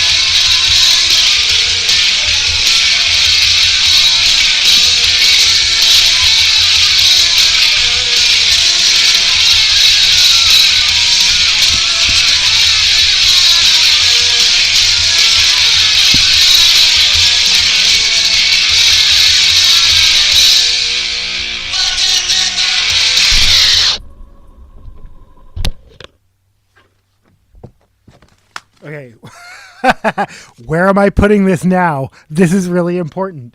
Where did I find this? Okay, oh no, I'm putting it. It's in the section I thought it was. I just overlooked it. Okay. This is Tim Curry with I Do the Rock. Why is Tim Curry? I hate all the clickbait posts where it's like, it's so-and-so's birthday. And then I have to like comment because I'm, well, whatever my neurodivergency forces me to be like, actually, Joan Jett's birthday is September 22nd, and this year she will be 67, not 65. Why is this? Why did someone post this 2 days ago? And this is real. Bus. My neurodivergence also forces me to announce every single bus that passes. And that is, when I realized I lived on a bus route, I was like, wait, am I going to actually do that on every single episode of every show? Yeah, you can go back for, well, I've only lived here 5 years, but yeah, you can go back. I do. I announce every single, well, not every single bus that passes, but everyone I notice.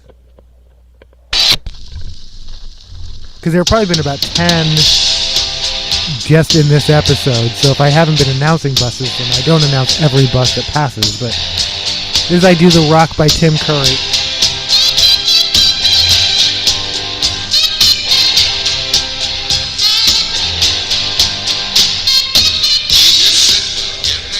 A.K.A. Dr. Frankenfurter.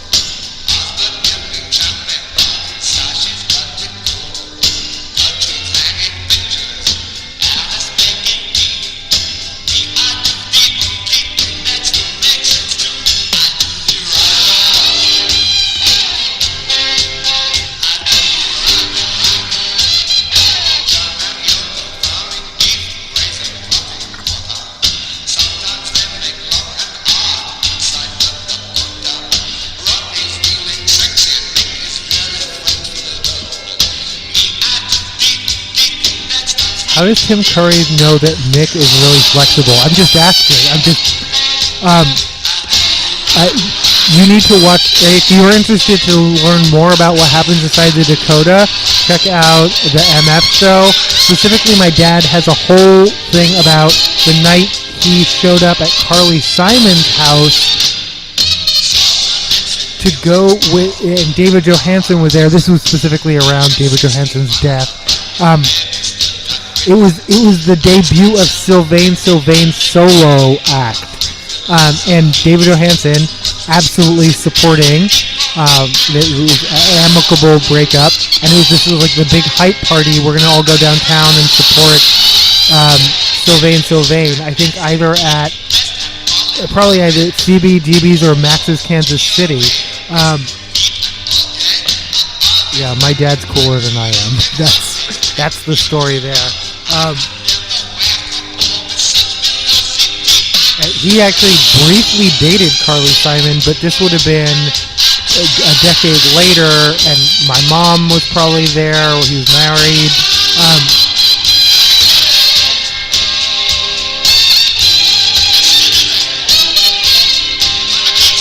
But I don't believe Mick Jagger was there that time. But I once met Mick Jagger at, again, I'm name dropping, but you wouldn't know the name, Marcia Trinder. She is a fashion designer, but I bet you could confirm she lived in the Dakota. Yeah, not a fashion designer, I'm sorry, a costume designer for Broadway. She once made me a Robin outfit that set off an entire lifelong obsession with Robin, the character from Batman and Robin, only to realize I got the Robin costume because of course her son would get the Batman costume. Like I got the sidekick costume. That being said, I've never been uncomfortable being a sidekick, and I love that Robin costume, and I love Robin. Anyway, yeah, I had a professional. Yeah, that's my name dropping. I had a professional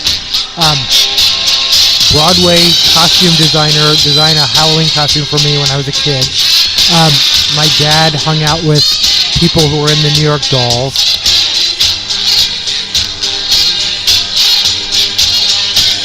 But I don't believe he knew Tim Curry.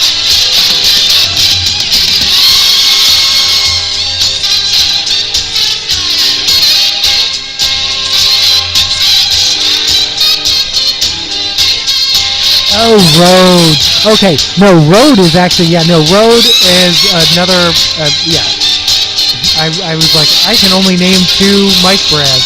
But yeah, Road has made it, especially into the digital era. Like a lot of those, you see people holding those little mics, a lot of those are Rodes, like the wireless, little wireless.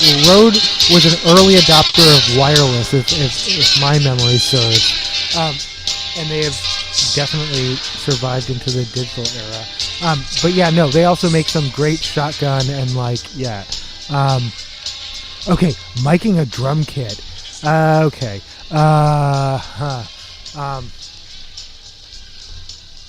No, this used to be like knowledge I had in my head, and now I'm thinking like, how would I mic? Okay, Shure has I can't even remember what the number is now. It's not the, I want to say 68, but they have it's like a capsule mic, and that's my all around mic drumming go to. Drum miking go to.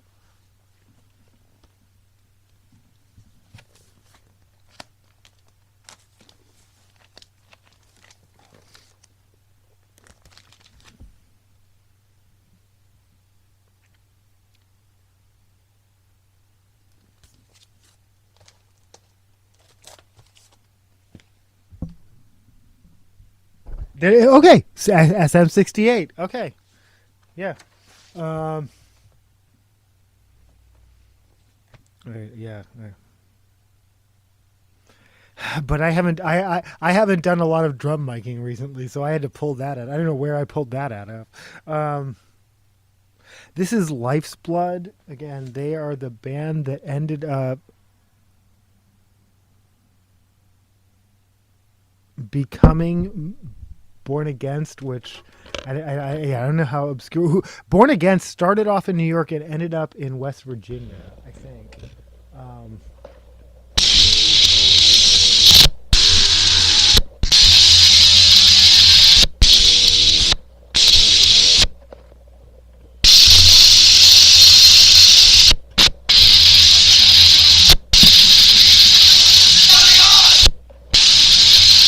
None of this is going well. Alright, I'm just going to play. I'm going to stop. This is off of New York Hardcore, Where the Wild Things Are, which is a 19... Oh, I'm sorry. Well, it says 2006, but is that right? No. This was originally... This is Noiseville Records. This is some NYHC, and I actually... I don't know if you knew that when you requested, like, play some old school New York. I actually have a New York hardcore. You can't even see it. A New York hardcore tattoo. Like I grew up there. Like this is my shit. is Gigi Allen isn't obscure. People still know who Gigi Allen is, right? Um, I always have to play Gigi Allen because as much as I believe in treating everyone with respect and I don't use the R word and I don't use the F slur and all that, I still got to play some Gigi because there was a time when punk was just like wildin' and you just, I respect those times too.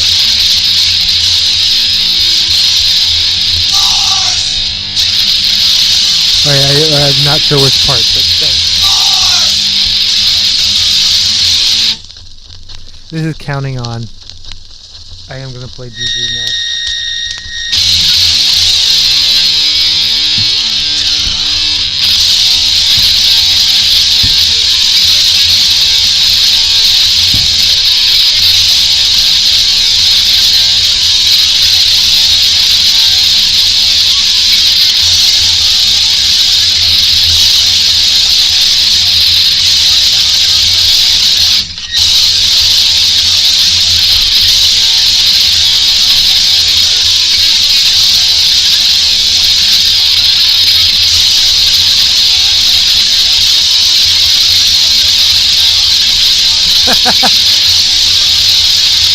Me when I had this has been sitting here the entire time. Play some obscure New York punk. All right, live from CBGB's. Because actually, I don't even know some of these bands. Well, okay, Tough Darts, I know. The Shirts, Mink DeVille, I love actually. The Laughing Dogs. Yeah, we take requests. Manster? Okay, I'm gonna play that. Sun. Stewart's Hammer? That's gotta be the most obscure. Stewart's Hammer. New York punk band called Stewart's Hammer. The Miamis. More Mink DeVille, more The Shirts, The Laughing Dogs, and Tough Darts. Okay.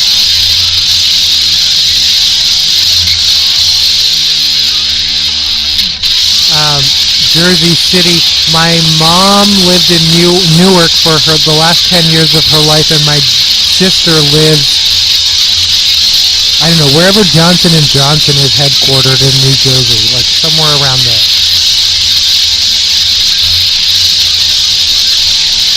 Rutherford, East Rutherford? I might be making that up. We're not super duper close.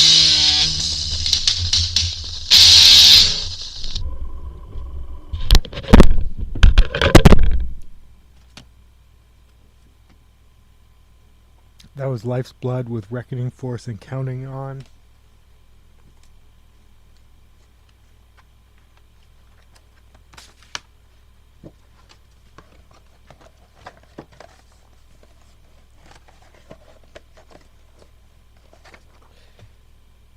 Here's a oh, no, okay. I guess it really was. I don't know why. No. Okay.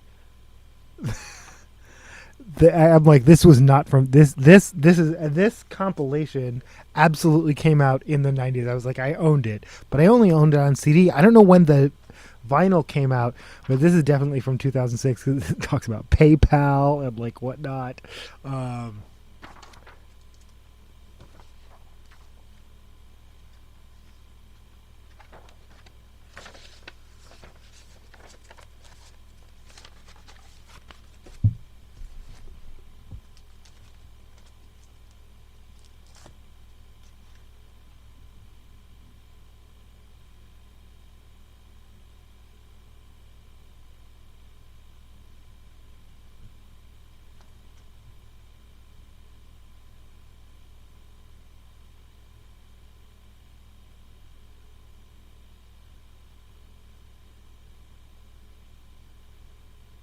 Oh my God, the Ovation Custom Shop. Wow. Like, okay. The music division of Command Aerospace. Connect. That's really interesting. That's all really interesting. And Wasn't there like there was there is a CBGB's concert happening, and it's actually the playlist is insane. The set list is and it's of course it's in Brooklyn because Brooklyn is the new Lower East Side.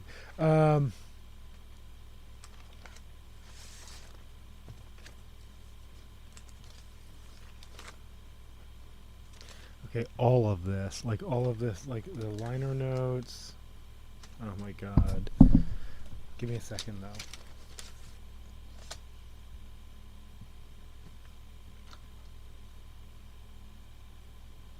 Alright, this is Stewart's Hammer with Everybody's Depraved. Wait, is it depraved or deprived? Depraved. You wanted obscure New York punk, you got it.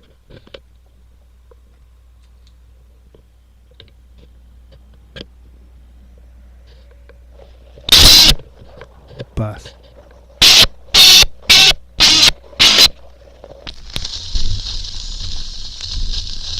Alright, it's my first time playing this.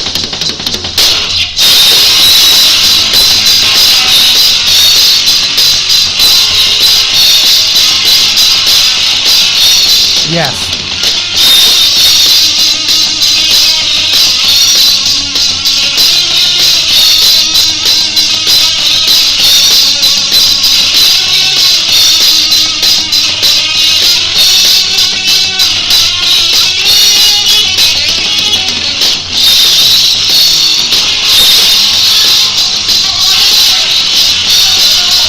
Female vocals, unexpected but even better.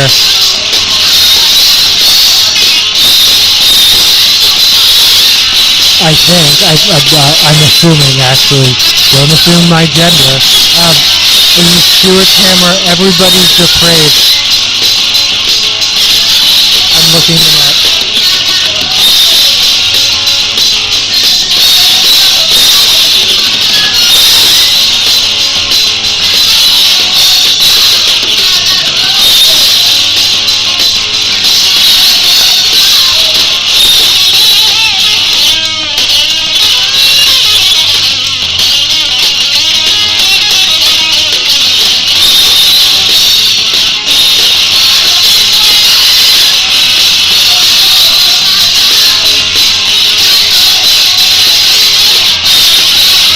Oh yeah, they have an official band page that specifically like references CBGB, Bowery.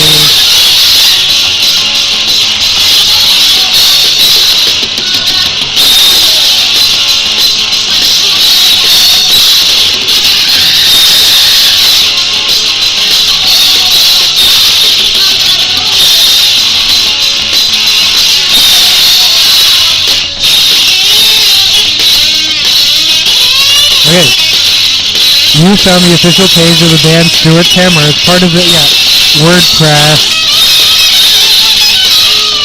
As part of the early punk scene in New York metro area, the band is included in the legendary Live at CBGB's album produced by Atlantic Records. Here you will find updates about this innovative band.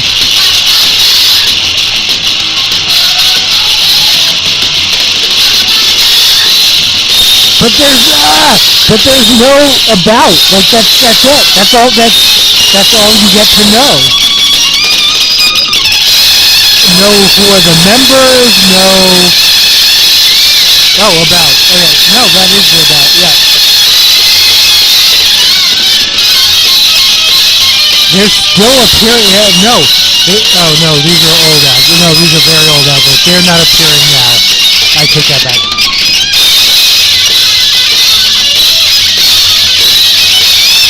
Oh, come on. This is the best band you've never heard, huh?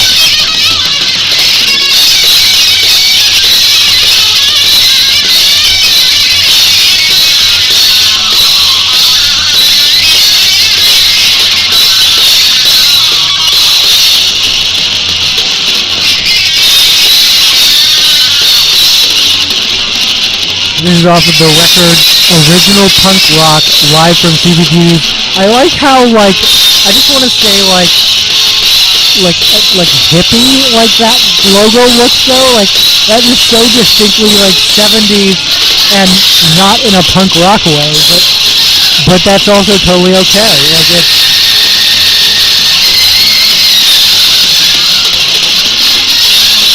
okay. Stuart Hammer, my new favorite band. My dog is just looking at me expectantly, and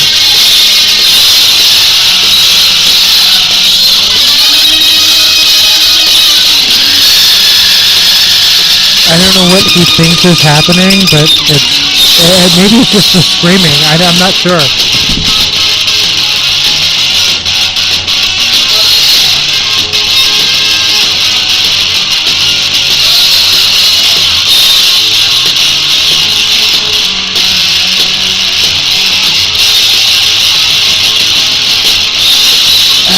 Okay, Bill Harmon owned Ovation.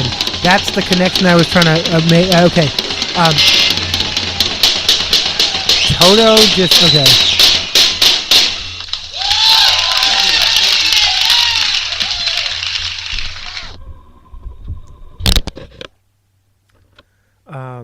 That absolutely blew my mind. Like, no, that was...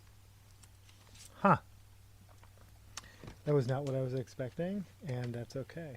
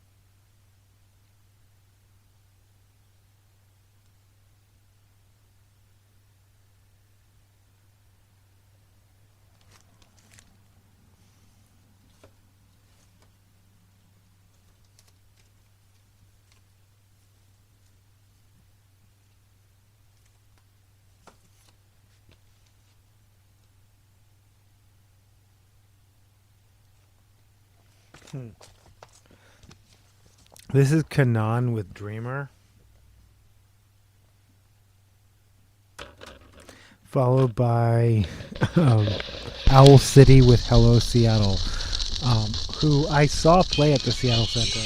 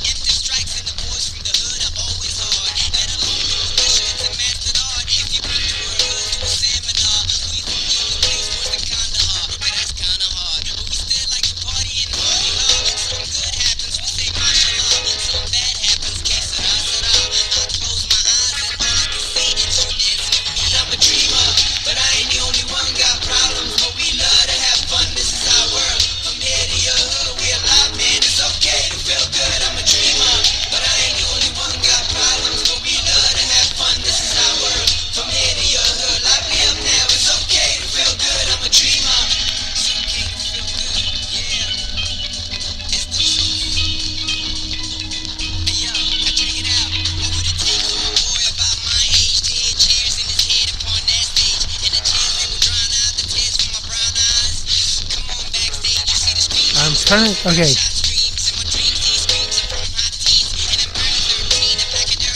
Give me a second.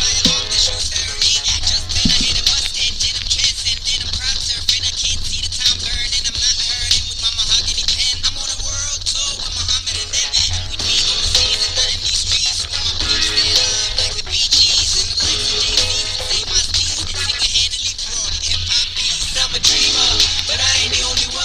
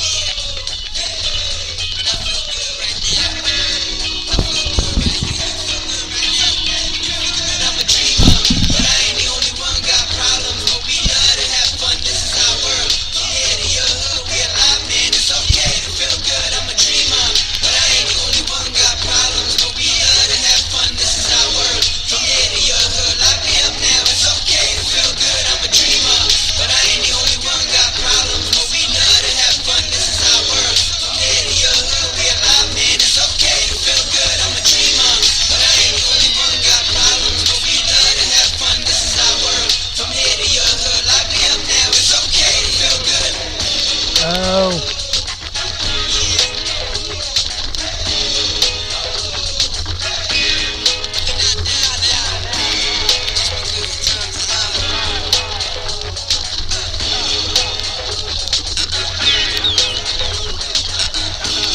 Alright, I'm not going to memento myself creating another, like, wormhole.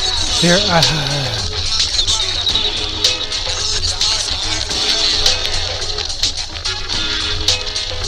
Kanan is a Somalian rapper.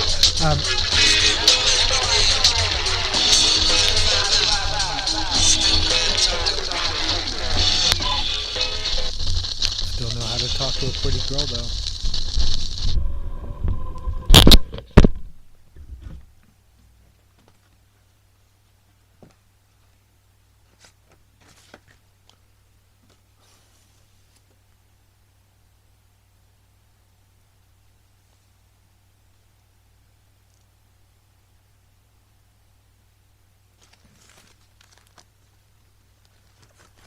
This is American Music by the Violent Femmes.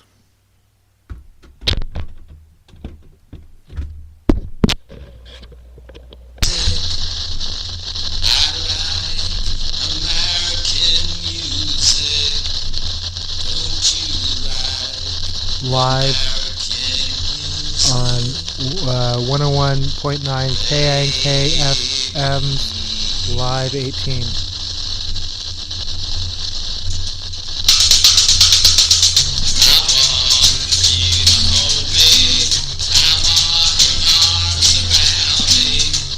But Weezer's cover of Toto by Africa is now my. I'm like, why can't I find that? Because that's what I want to play right now for your mom. Your mom? No, I mean that sincerely. Your mom.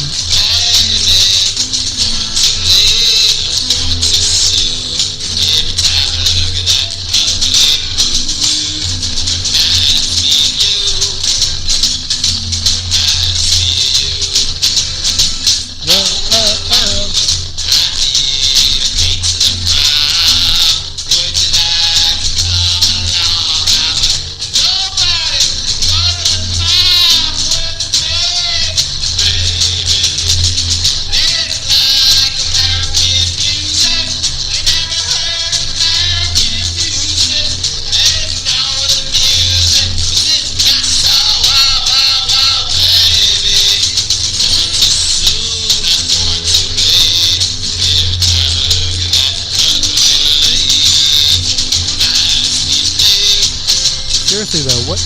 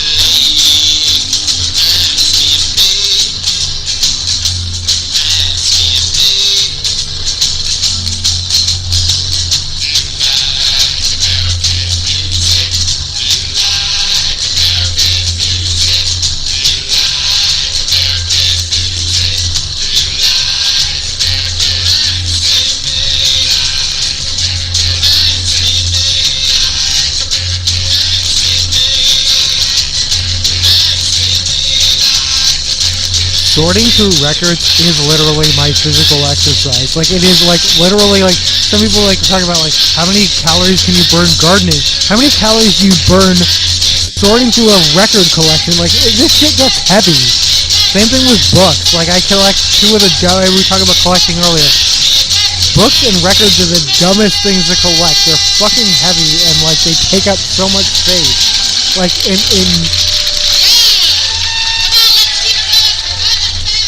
for something that you absolutely can tap on your phone. Like it's. But I will continue to collect physical media forever.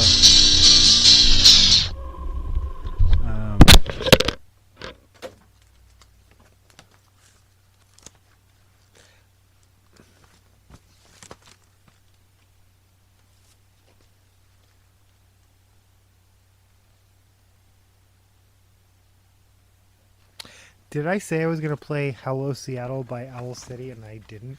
I actually did see them play at the Seattle Center. This is Hello Seattle by Owl City.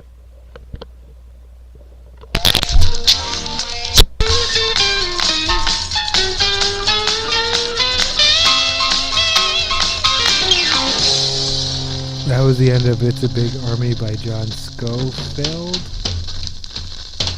This is off of Choice Cuts 2009 Universal Records distribution.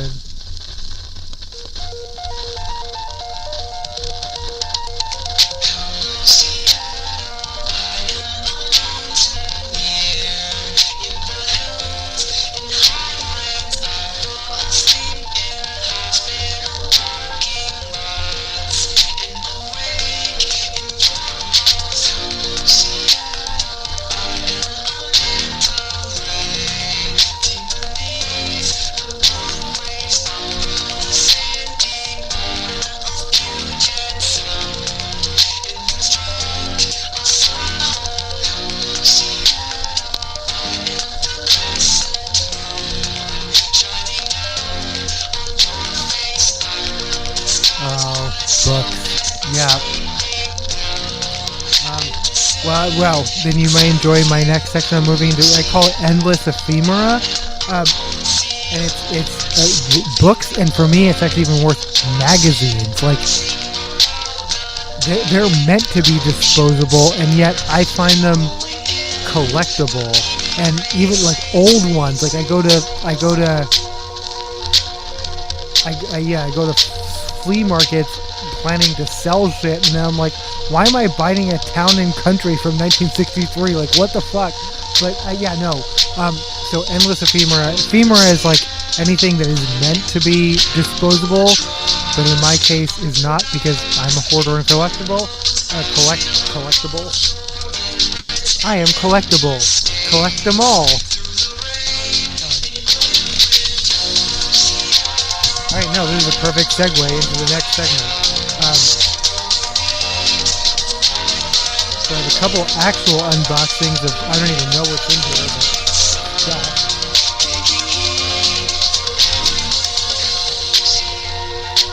but before that, we're just going to go through a bunch of like, literally Endless Ephemera.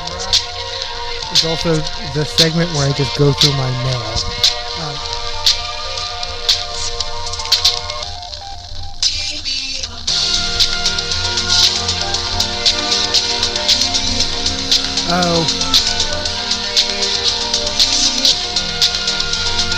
This is someone who has a blog or vlog called The Daily Clout.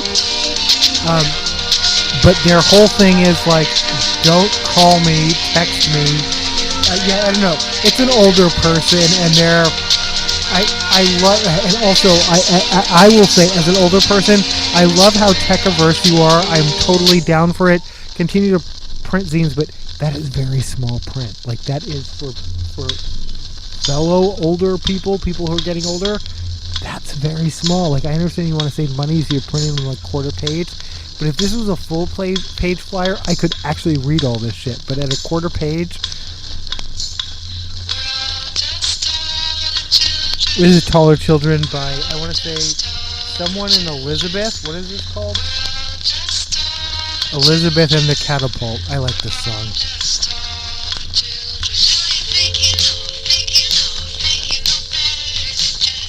Since this is a protest show, I guess, here, according to Indivisible, here are 5 things you can do right now. Wait, 1, 2, 3, 4, 5. Yeah, okay, 6. Okay. but 2 of them are just joining groups. So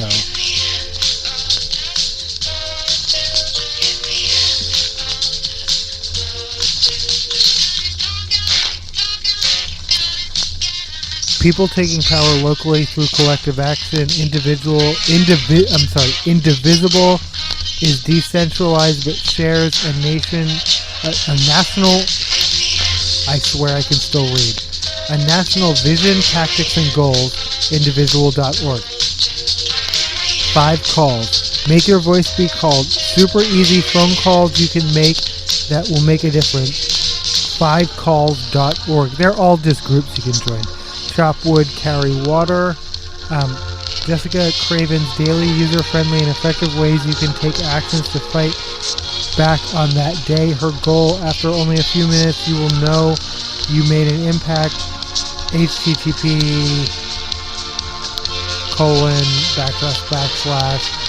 chop wood, carry water, dailyactions.substack.com. Field Team 6, register new Democratic voter, in states with important races, volunteer many ways, phone banks, text banks, postcard writing, social storming, I haven't heard that term before, live voter drive, go to Field Team 6, the words Field Team, the number 6.org, and choose volunteer.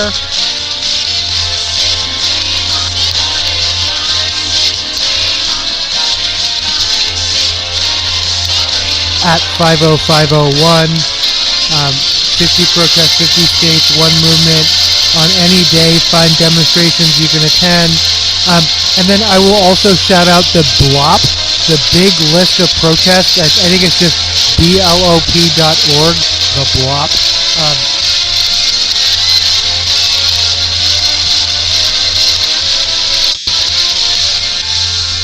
Thanks for listening. Thanks for watching. If you clicked on this, you care about something, and that's more than a lot of people. Has been my experience recently.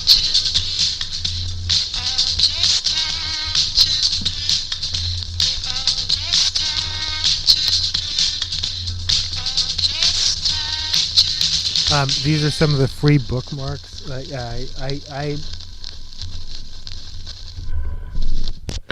I'm currently not part of a lot of I don't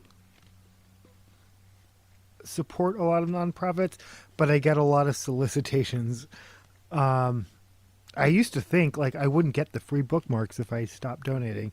You can stop donating and they'll still send you the free. In fact, they'll send you more free bookmarks because they want you to start donating again. But that's not. If you can afford to donate to organizations, please do. The Nature Conservancy actually gave me my first job, and I still, when I can, support them. I'm helping to protect nature's epic journeys. I have I am doing Endless Ephemera, but no library hauls this time. Because it's been a minute since I could go to the library. Who could love a face like this? Love bats. I've joined a bunch of rat groups, but I need to join more bat groups. And I saw a video. Anyway. And this is not a bookmark, but I'm treating it as one. It's been my recent bookmark, which is just my Kirkland's signature crew neck. It was the tag, but it's like pretty oversized. It's like bookmark size and shaped. I'm like perfect bookmark, so I've been using it as that. I'm gonna play some more music.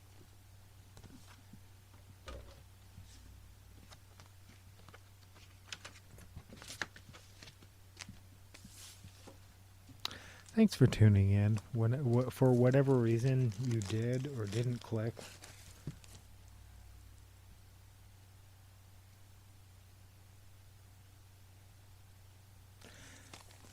This is Murder for the Mission. Again, as we talk about, this is a protest show, but also, we only encourage non-violent actions. However, as someone who loves punk music, we play metal and all that shit.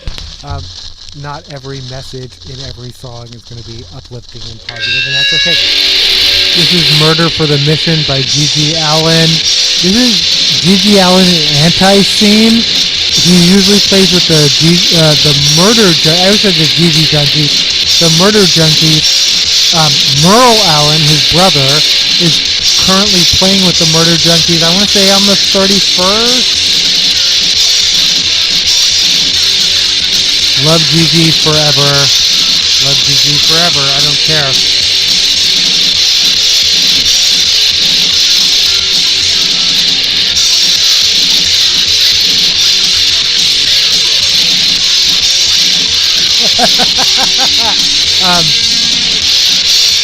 Okay, well, I collect ex-wives. I just found out Mayor Winningham has had 4 husbands. I also just found out Mayor Winningham, and you're like, I don't know who Mayor Winningham is. She's an actress, most famously from the 80s, but she's still active to this day. Since 2021, she's been married to Anthony Edwards. They starred together in an 80s movie called Miracle Mile. Actually, it was a dystopian, I actually really loved that movie, and I shipped them. Like, their chemistry in that movie, they were friends for 35 years and then got married. Anthony Edwards from Northern Exposure, ER, etc.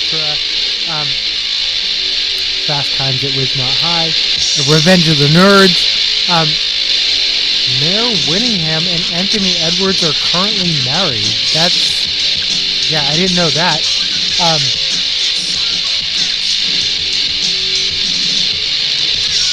Alison Lohan has retired for acting, but she continues to act in her husband's productions. She hasn't acted since 2009, when her highest grossing film ever was released, Drag Me to Hell. And since then, she's only appeared in her husband's relatively obscure indie films. I have feelings about this, but she's allowed to do what she wants, and she wanted to. A lot of people like. Yeah, no. And then who was the other one? This is Gigi Allen with I Love Nothing.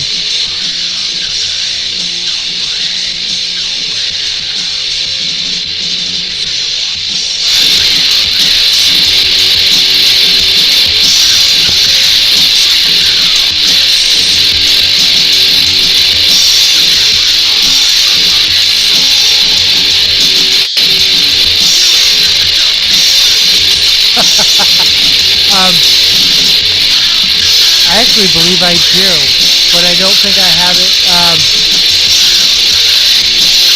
Okay, I have to think about this for a second. Somebody that I used to know.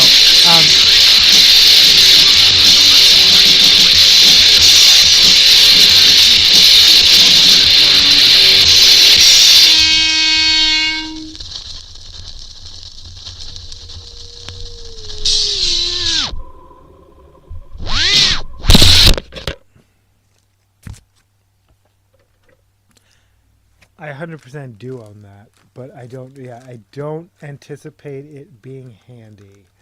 I'm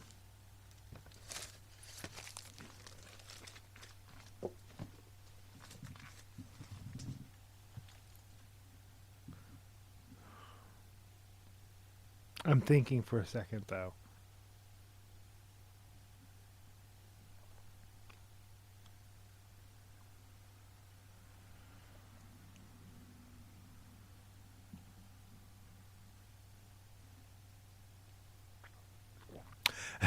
Me, when I when I have reached this state, and I'm like, I will turn to the internet, and I'm like, oh, the internet won't help you.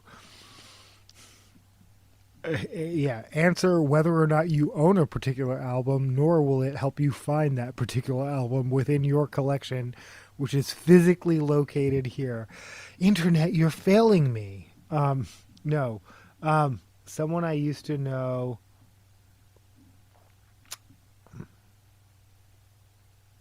Now I want to play. I don't know why. Yeah, these songs may not be linked in your mind, but they are in mine. So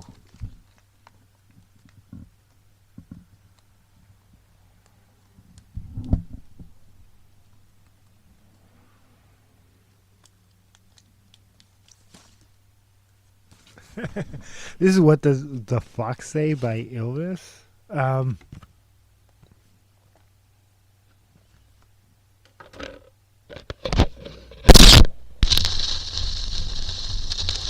Is that close enough?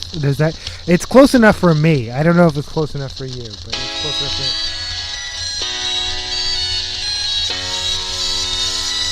Oh, and then what was the other thing that?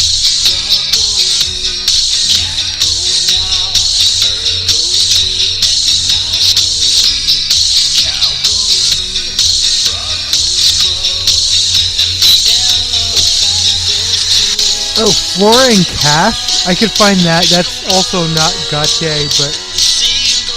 Ow, ow, ow.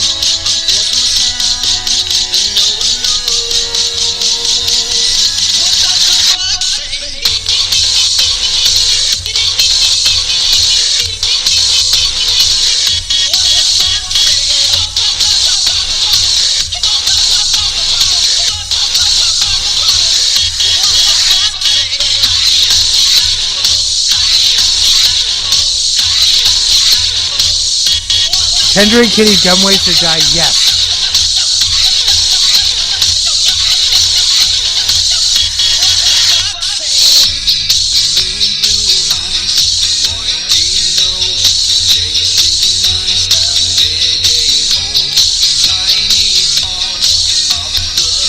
I really have to think about don't send me down a rabbit hole in my head now. But I'm pretty sure I do own.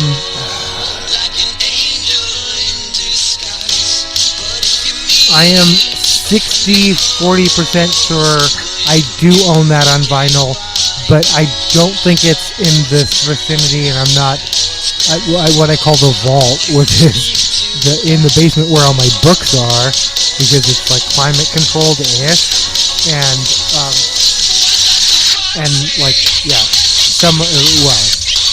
these are some of my records, and others are down there.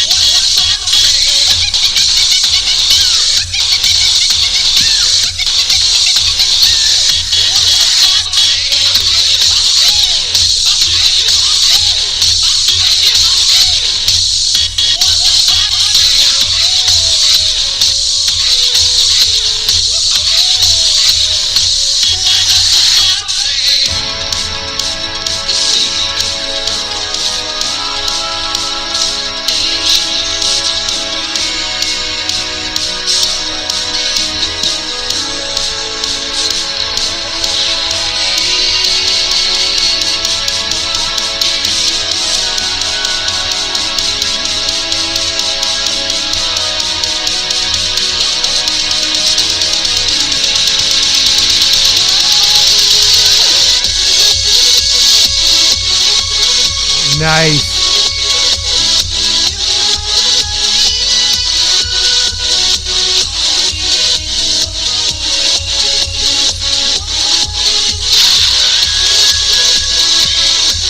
My kid's favorite song is a great reason to buy a record. Yeah, no, yeah.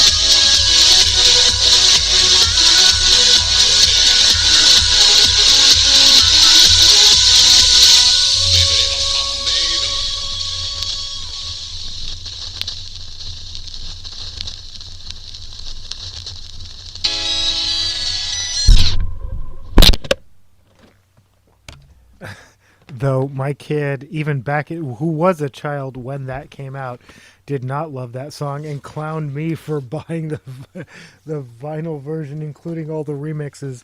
But that was pretty straightforward version. The remixes are pretty amazing. But this is a record I absolutely bought because my kid loved it.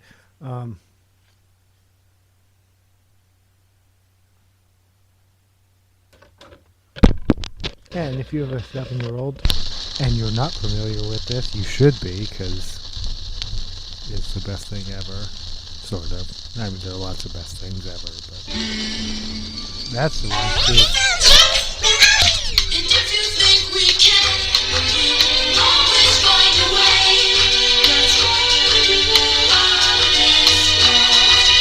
Steven Universe, forever. And Steven! Just let me drive my van into your heart. Shout out to Rebecca Sugar. Shout out to dads everywhere.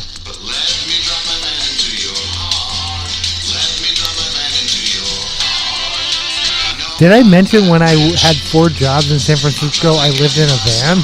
Oh. McKinney-Vento definition of homeless. But I didn't even think of myself as homeless at the time. I had a van. Other people did not have a van. But yeah, no.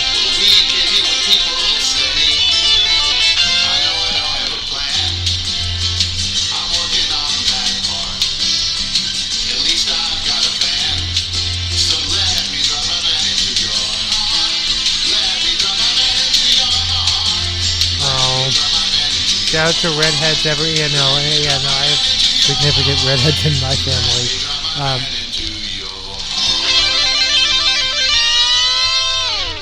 This is Cookie Cat.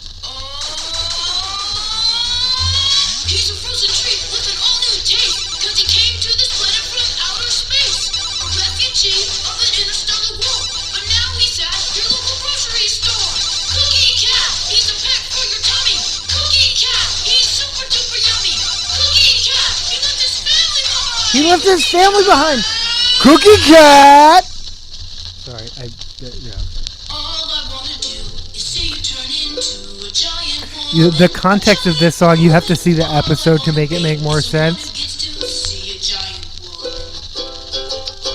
All I wanna do is help you turn into a giant woman.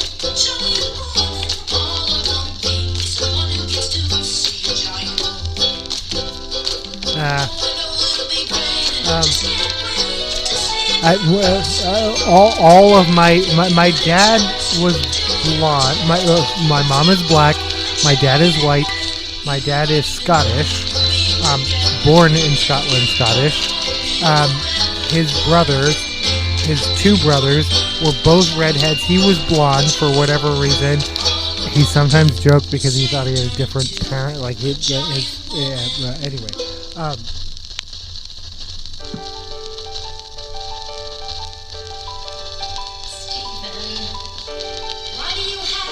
Am I just gonna play out the whole like A side? This is strong in a real way.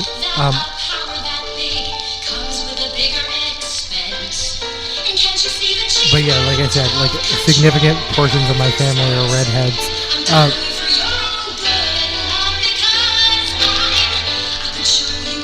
And they're fiery and wiry, like yeah.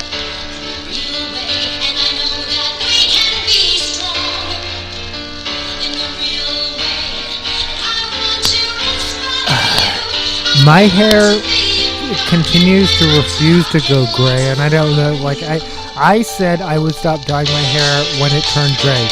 During the pandemic, it turned gray, but it turned out to be temporary, and I stopped dyeing it. But yeah, no. I don't know. I have a patch on one side that's gray, but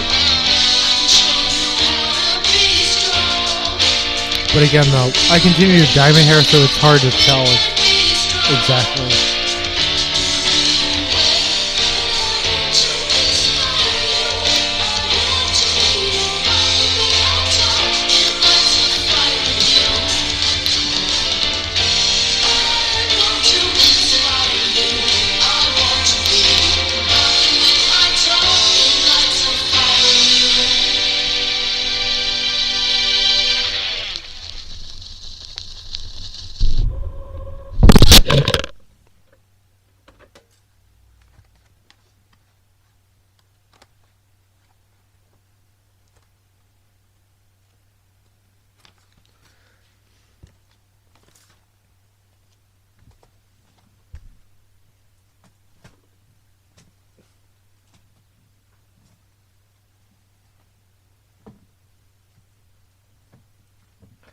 This is Sur Plan Pour Moi by Plastic Bertrand.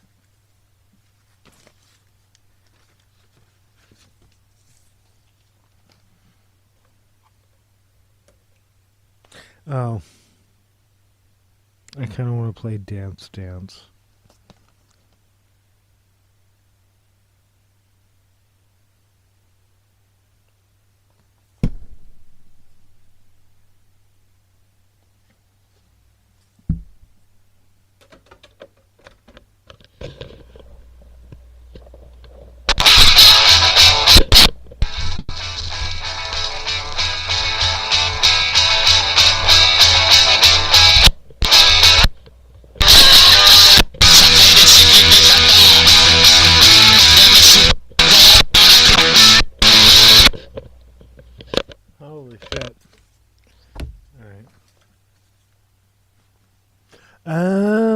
Interesting. Okay.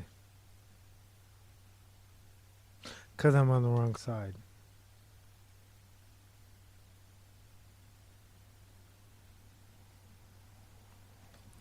This is ce plan pour moi. I'm sorry, ça plan pour moi. Wamba, mon nostalgie sur mon lit à bouffer ça dans l'ambulance pour mon whisky quant à moi, peu dormi, idée, oui, mais j'ai dû dormir dans la gouttière où j'ai eu un flash. En quatre couleurs.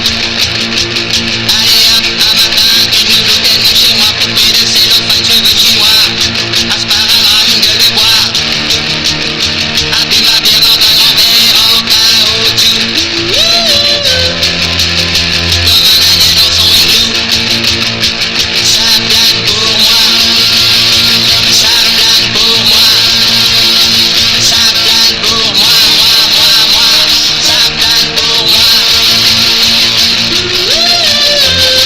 Shout out to all second generation German Jews. Allez hop, nanana, quel panard que dis pas sans nous envoyer sur paillasson. Limé, ruiné, vidé, bombé.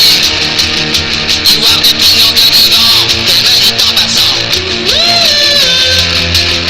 Anne de pignon de divan. Ça plane pour moi.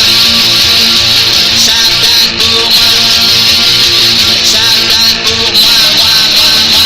Ça plane pour moi. Ça plane pour moi.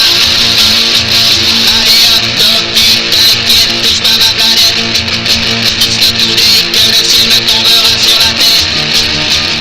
Et que l'alcool me manquera. Ça plane pour moi.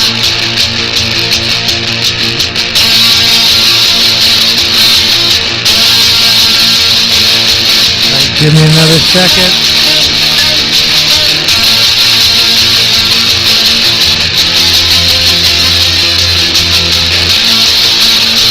Allez hop, banana, c'est tiré, c'est barré, embrassé, main à tout casser, légué, le bar me laissant seul, comme un grand connard. Y'a pied dans le plat, ça plane pour moi, ça plane pour moi, ça plane pour moi, ça plane pour moi.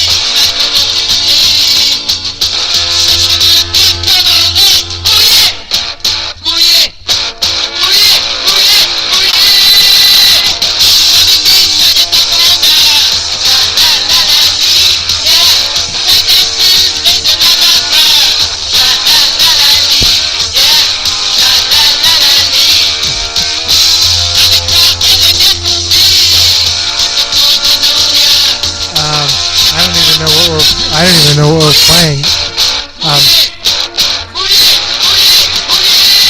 I was gonna say I'm still smarting over that look like punk Corey Feldman comment, but that's actually, at least I'm punk.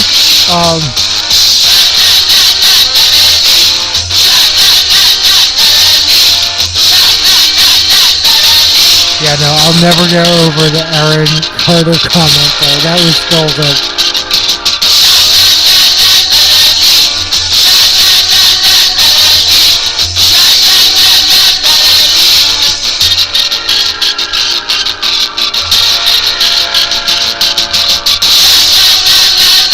This is Shalalali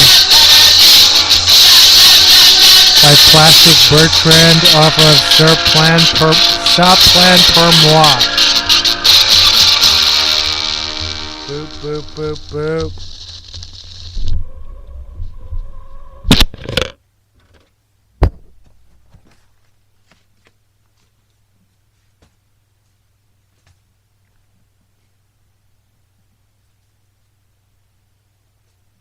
This is Robert Johnson with Preachin' Blues.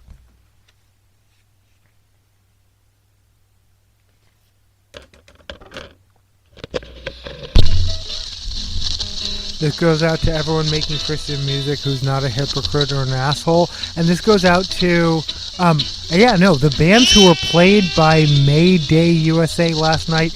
And actually, they didn't have their permission. And they're like, no, that's not what but whatever. This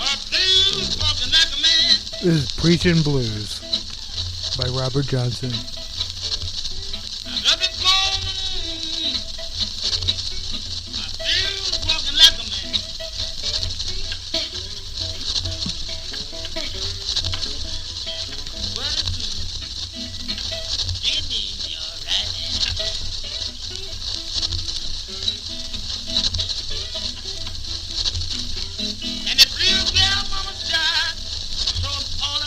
Oh shit. I'm really, May 31st is a Sunday. Okay. Next big action is May 31st. Beyond that, June 14th. These are the bigger actions, political actions. If you're actually interested in showing up and coming out, that would be great. You're welcome, always.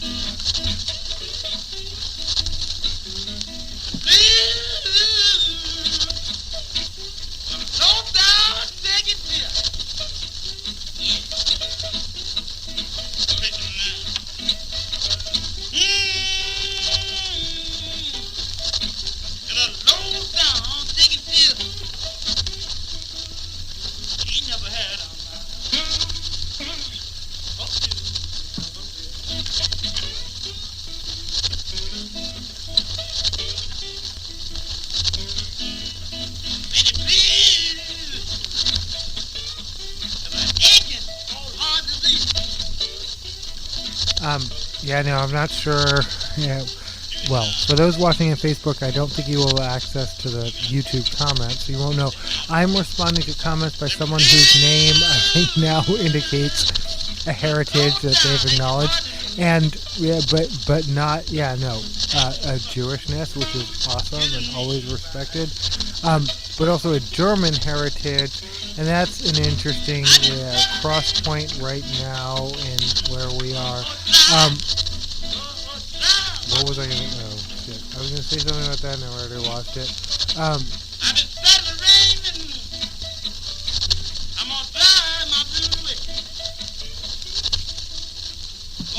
I guess just thanks for watching, thanks for listening, thanks for commenting is what I want to say.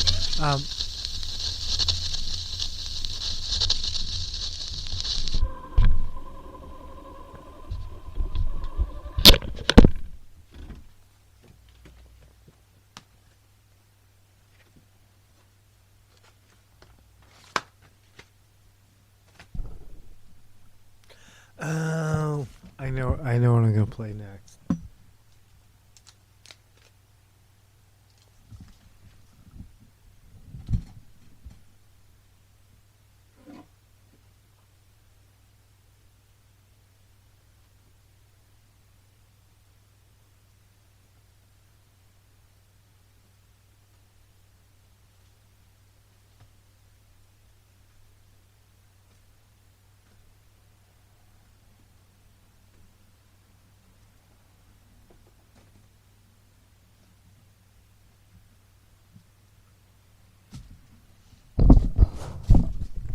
I was like, wait, did Princess Superstar play Folklife? No, that didn't happen. Princess Superstar played Pride, but I have seen Princess Superstar play at Seattle Center.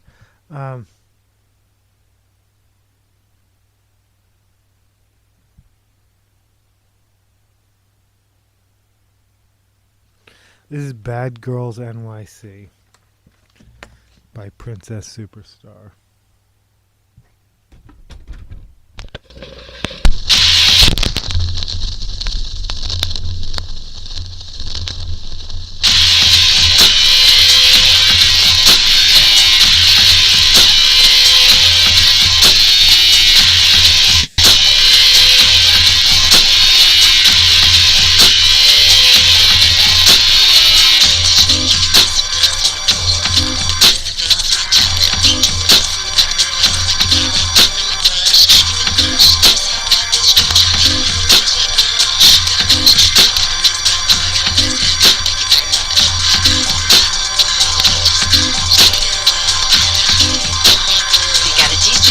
Say ow.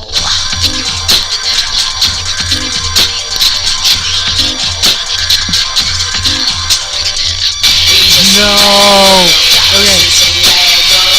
You know I'm old when I had to look up PFP.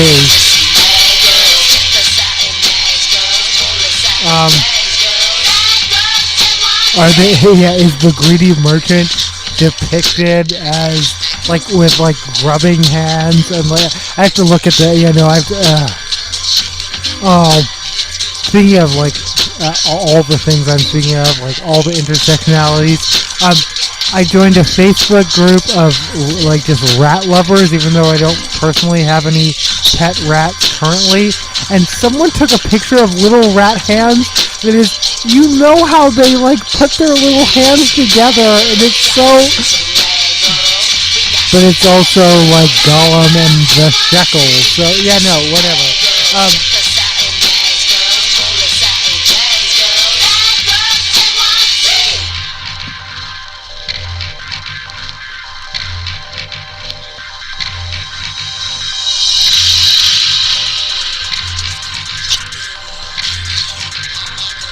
G-string, you can sing, say ow.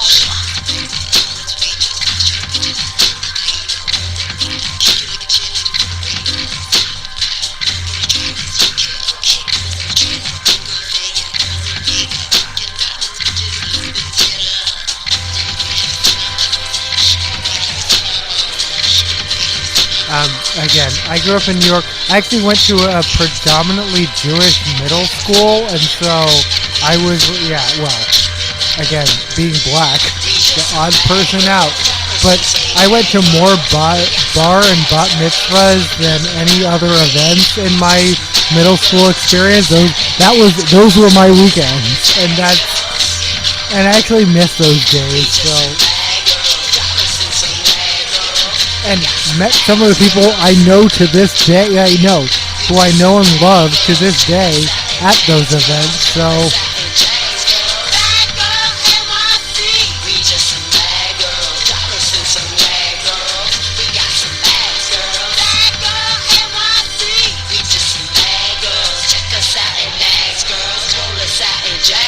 Does this count as underground New York punk? I don't think it does.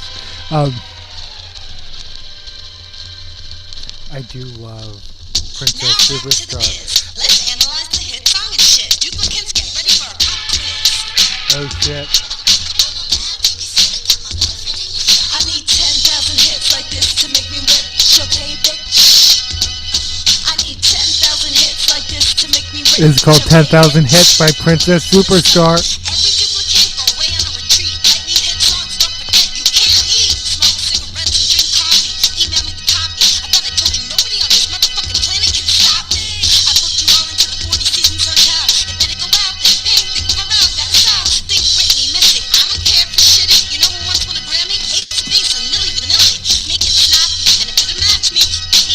AC/DC and Milli Vanilli are both extremely talented. Just say.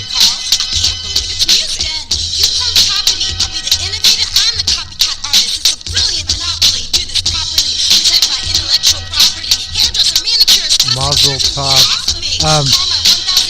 You're gonna make me play some No Effects, huh? No, it's literally like.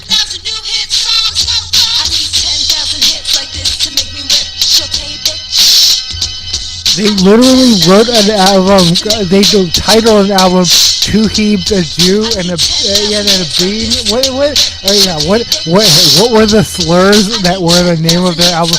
I am gonna play No Effects next, by the way. Yeah. Go ahead, 20,000 tits.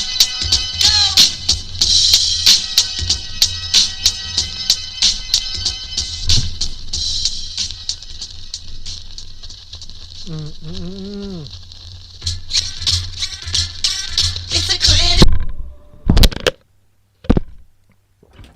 I said next, and I wasn't kidding. All right, give me a second, because I need to find it. I know the No Effects I want to play, and it's not the most obvious one that you're probably expecting. Well, I don't know what you're expecting, but.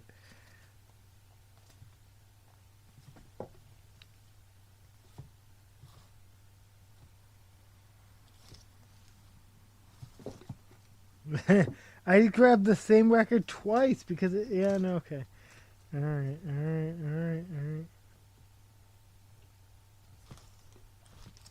The Plasmatics. Wow.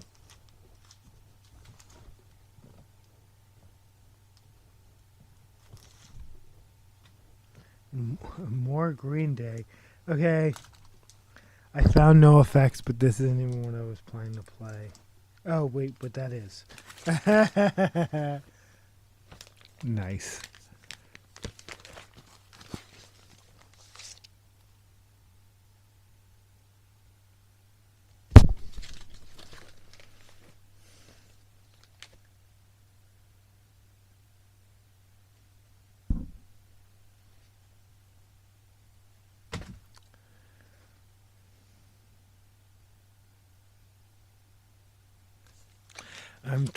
I'm torn between euphemism and linoleum, which is the like updated version of linoleum. All right.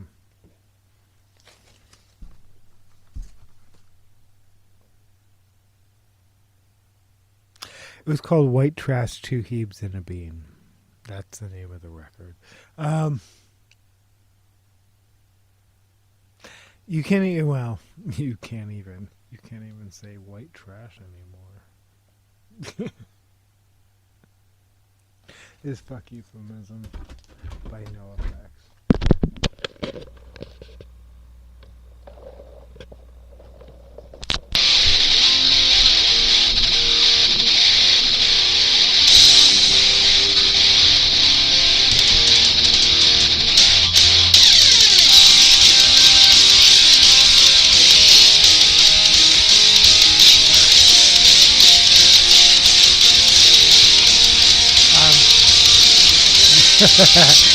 Yeah, usernames are.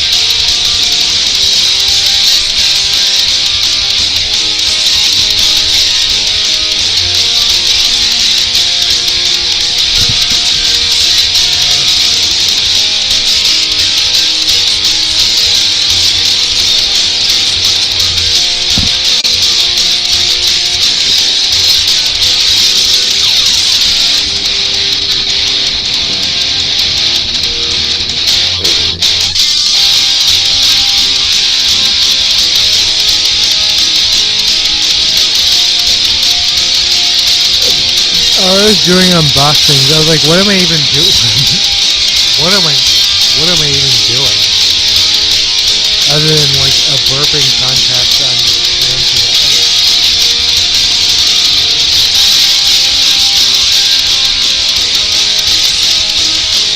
Trolling, yeah, troll harder. I think I caught that early on, and like, yeah, but I don't know. I heart trolls. Yeah.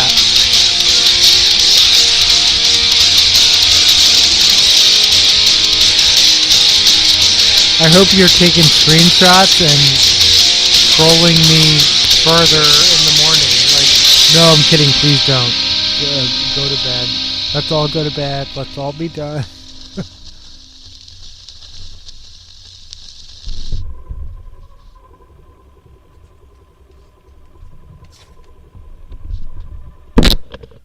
Oh. Okay, I will be playing some more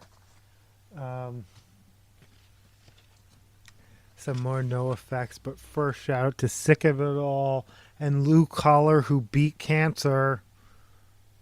Motherfucker.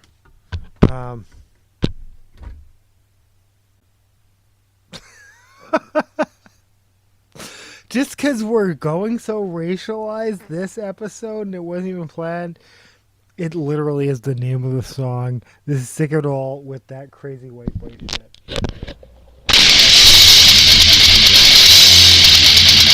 Off of Wake the Sleeping Dragon.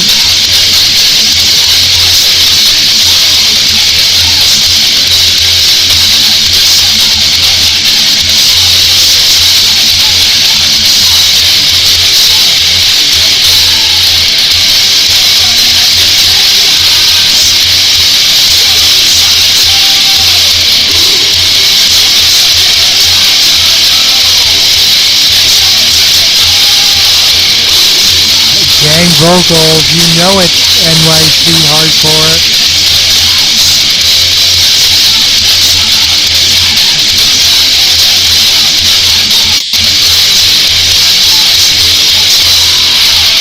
And again, shout out to Luke Collar kicking cancer, but cancer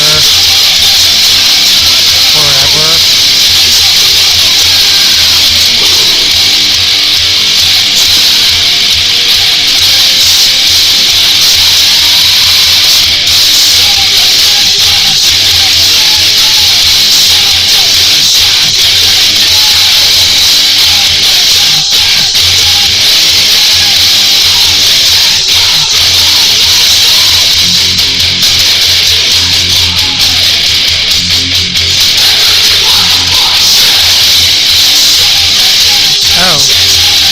Well, I'm curious who would post a link to this in a Discord server. I joke a lot about, like, I don't even know what Discord is. I'm not on Discord, 100%, but that's cool.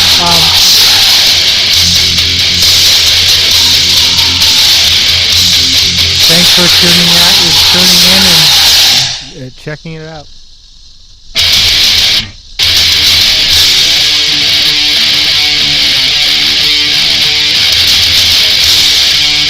This is the Snake Break Free by Sick of It All.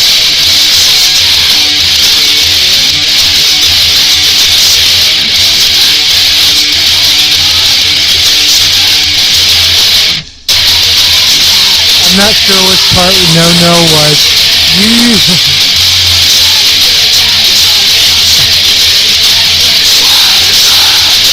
But I'm already, yeah.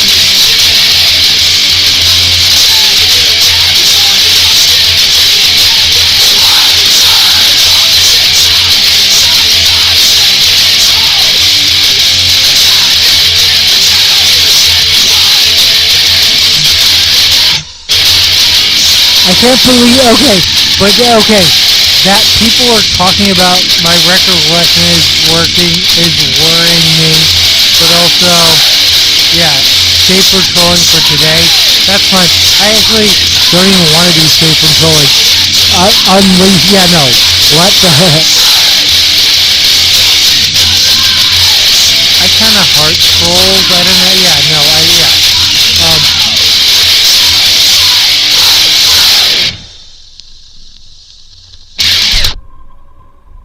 But maybe that's the thing. Yeah, no, I get where trolls are coming from. I get why you're. Yeah, no, I get it. And then I have been so many times backdoor accused of being a troll. It's like that's not what I was doing. I was just. Oh, okay. Oh, as it turns out, I'm a troll. Yeah.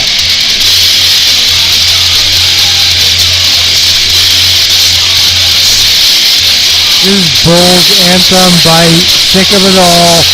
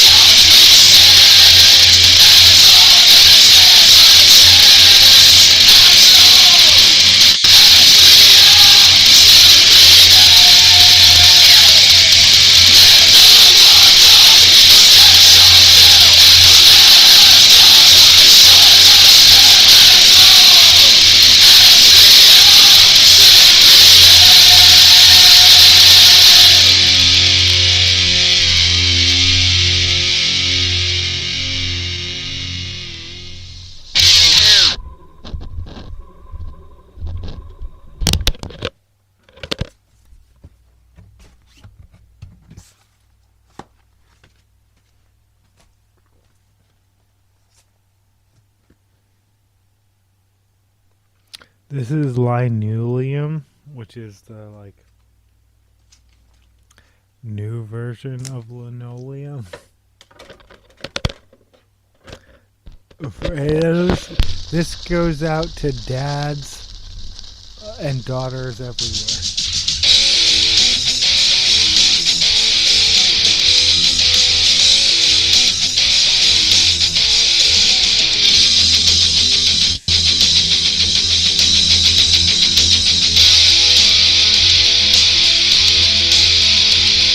But if your daughters are under 21, don't let them listen to this. How obsessed are Americans with drinking tea?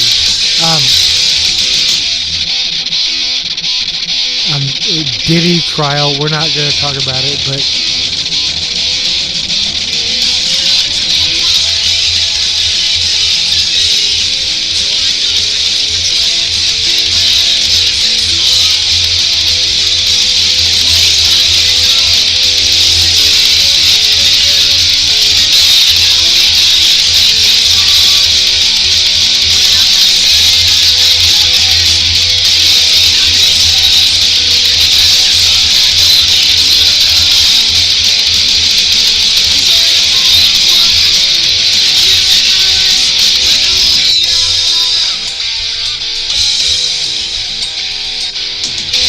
why I thought linoleum was originally on the same record. It's not.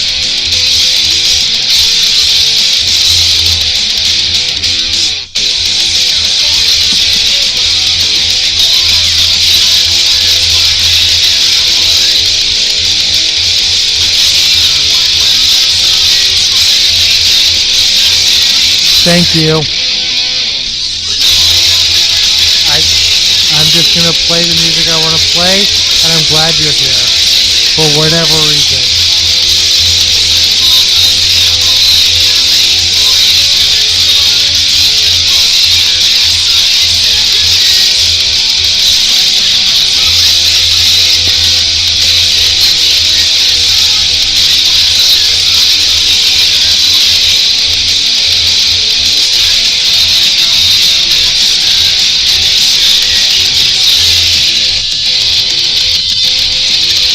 gonna play any of the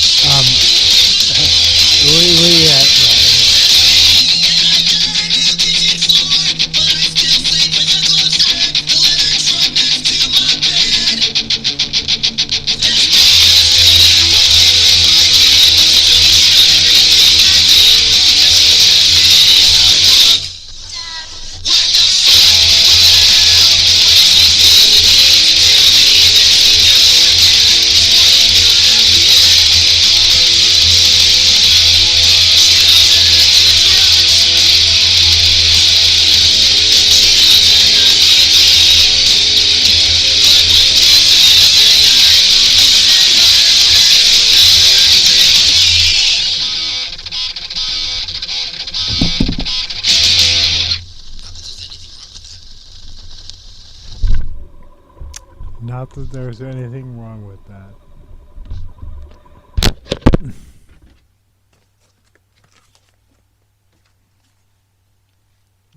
Drinking pig. Wait. What are we talking about? No. Johnny P. Box. What are we talking about? Oh my gosh.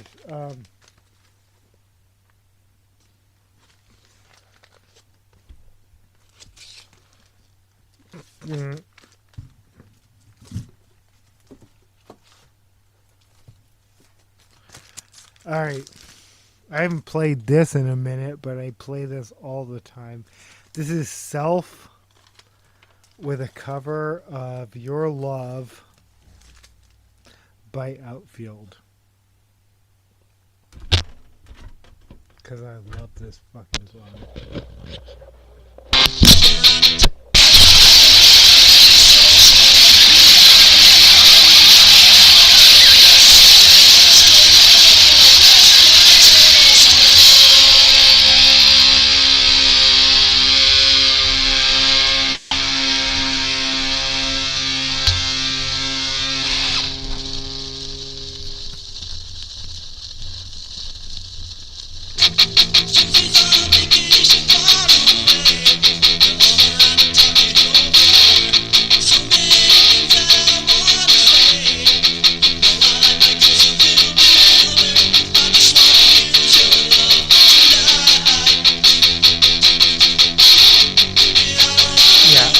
I don't know what people's opinion. Thank you for one person's opinion on my music.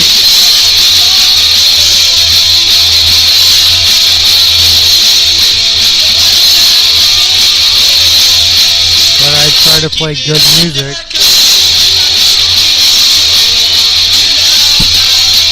This is Self with a cover of Your Love, originally by Outfield off of Totally 80s.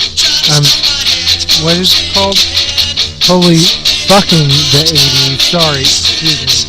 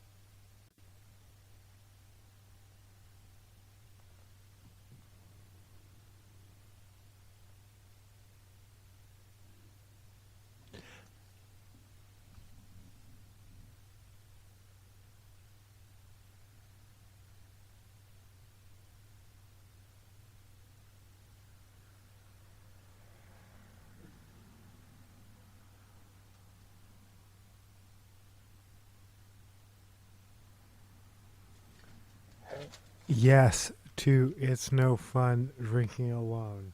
Um, that is the primary reason I do lives. Um, yeah, no, fair enough. Um,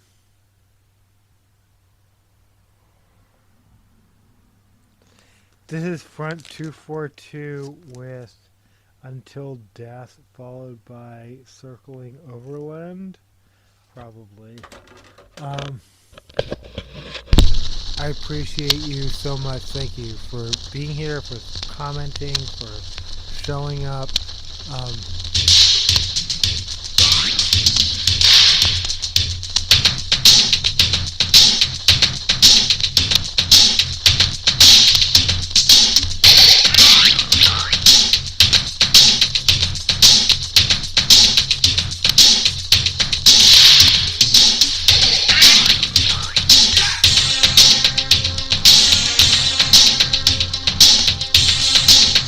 I should probably check that out more often.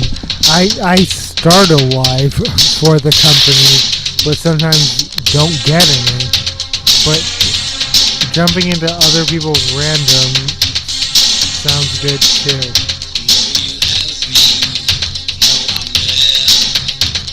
Wait, I didn't even sure. I'm like, what am I screen sharing? What am I doing?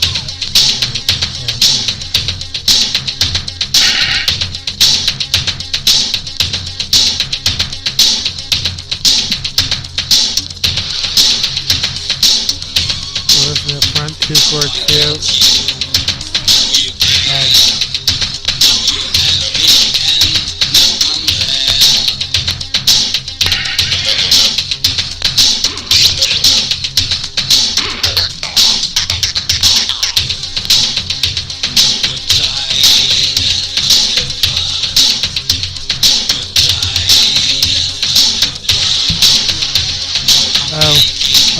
Well.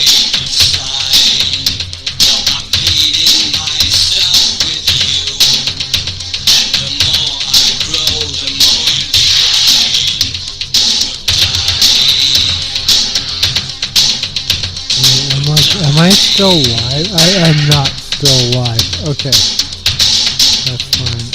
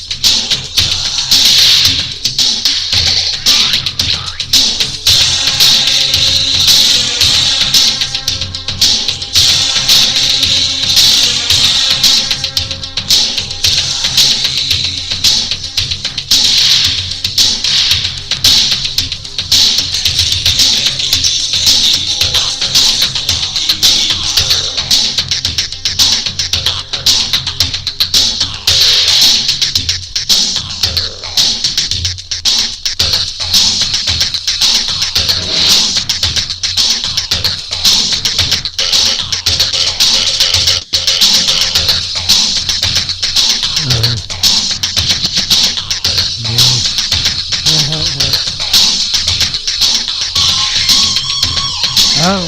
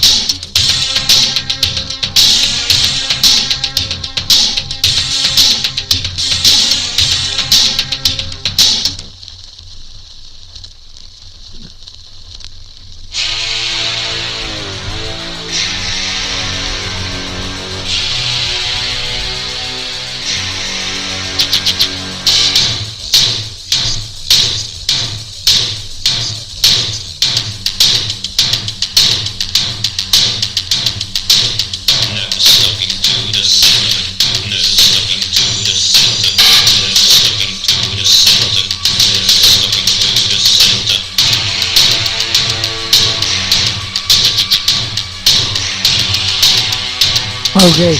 Yeah, okay. Thank you for subscribing. I'm like, I don't even know where I'm live on anymore. Thank you. I'm live on YouTube. I'm still live on YouTube. Thank you for subscribing. You don't have to, but I appreciate it. Um, my alerts are nonsense. It's mostly a bunch of like nonsense.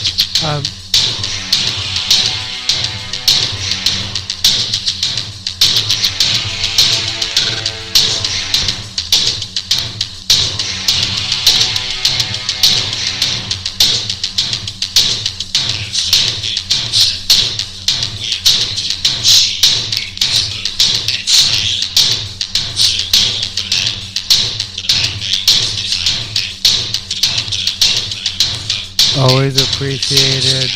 Thank you. Nathan Felder, the rehearsal, Annie. Yeah, no, I am local. Okay, someone is doing a like live because I don't have even access to this. I love Nathan Felder. I'm not even screen sharing. Screen sharing.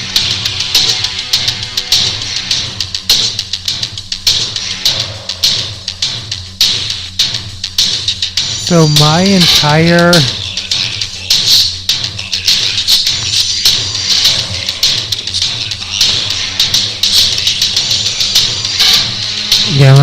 YouTube feed is filled with Nathan Felder and Aurora.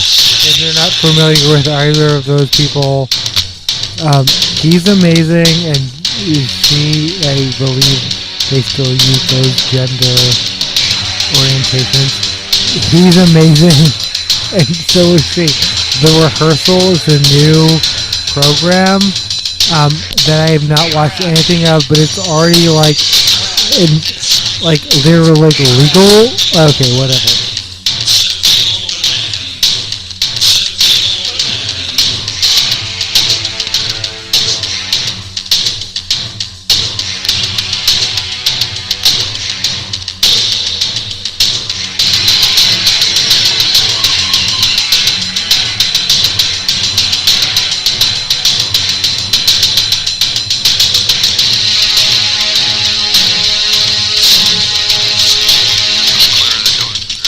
I'll play some Aurora.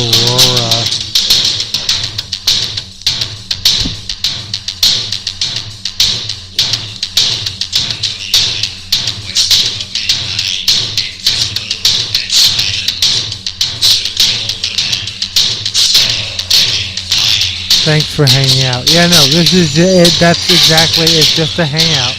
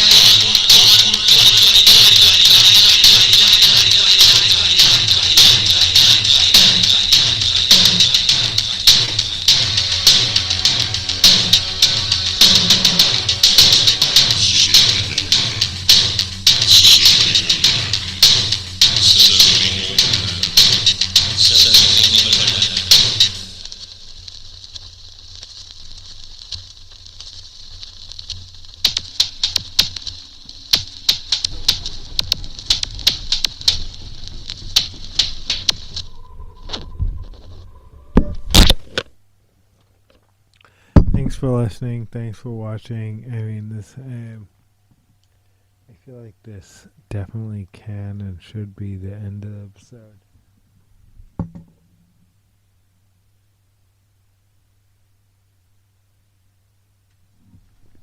Yeah, no. Go to bed. Go to work. Thanks for dropping by. What I'm gonna do is,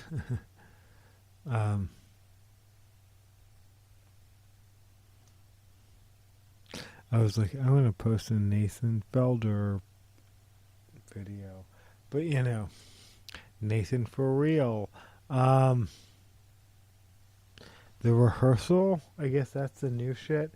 Okay.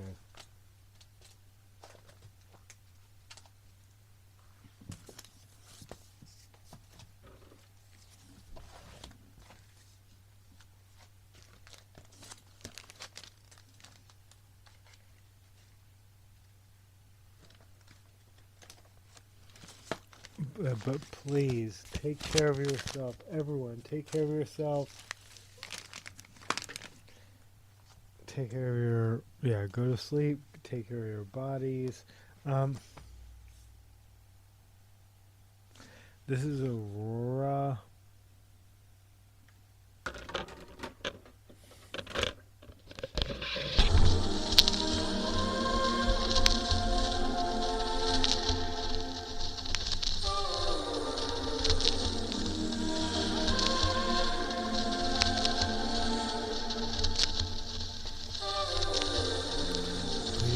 I'm going to bed.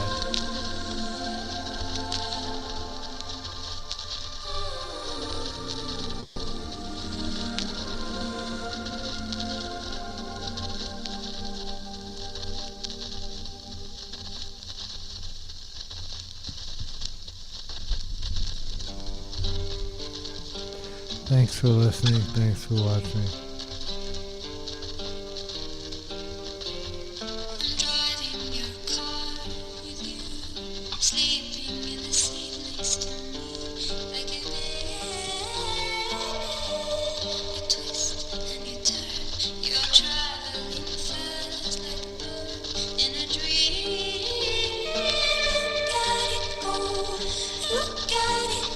Over the sky like a rocket, a love machine, a cinematic dream, so pure and it hurts when the beauty is lost in the speed, 'cause everything matters to me.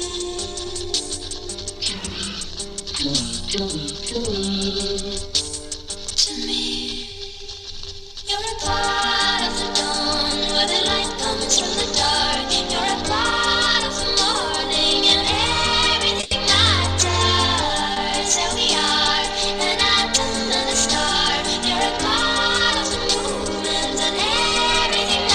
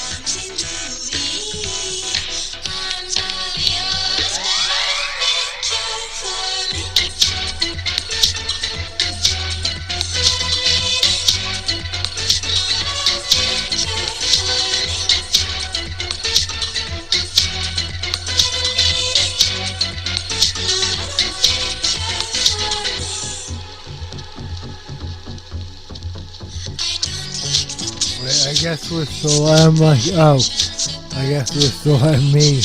Well, like, am I still live?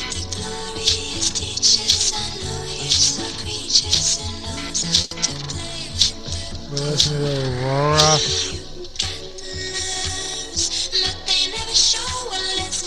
Thanks for listening. Thanks for listening. I'm going to bed.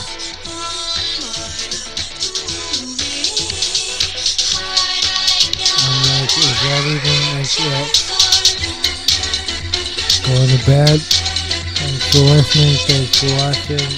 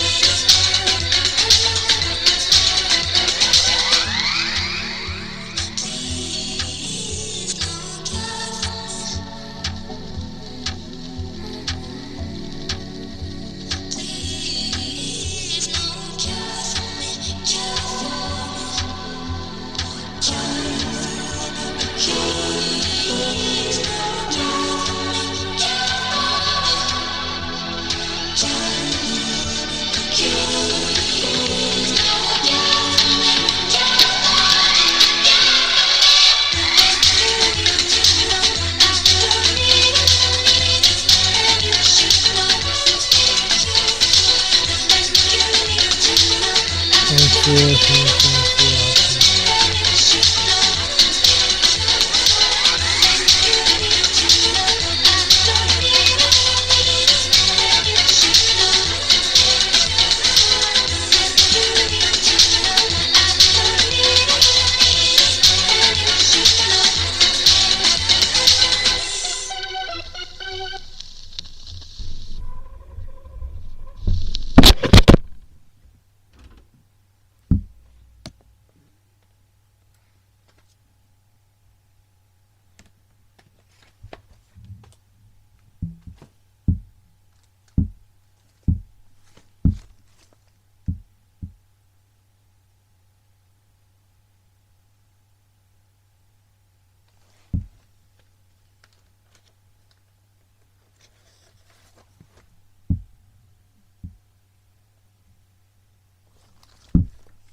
This is a horror by RJD. I'm sorry, RJD2. Who is playing soon.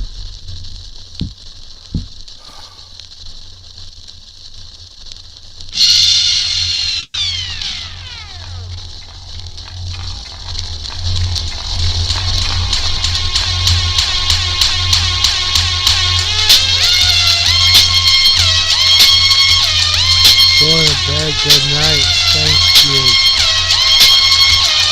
Thank you.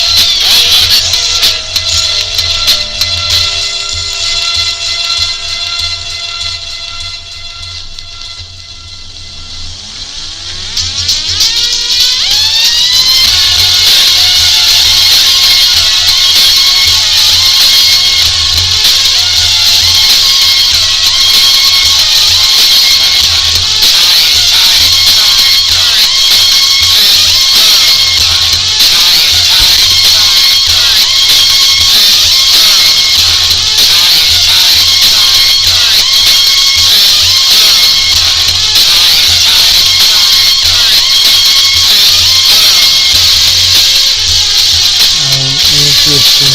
Oh, then I can end the episode anytime.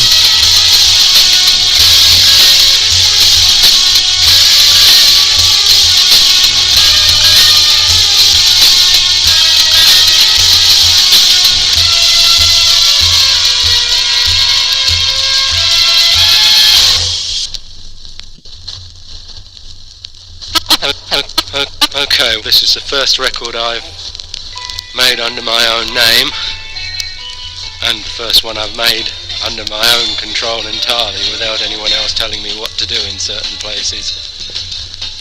Some of the stuff I like very much, some of the stuff I quite like, and I don't hate any of it, so I've settled for this music. I can't decide which piece to start with, so I won't start with any of the pieces I've already started. I hope you like what you hear.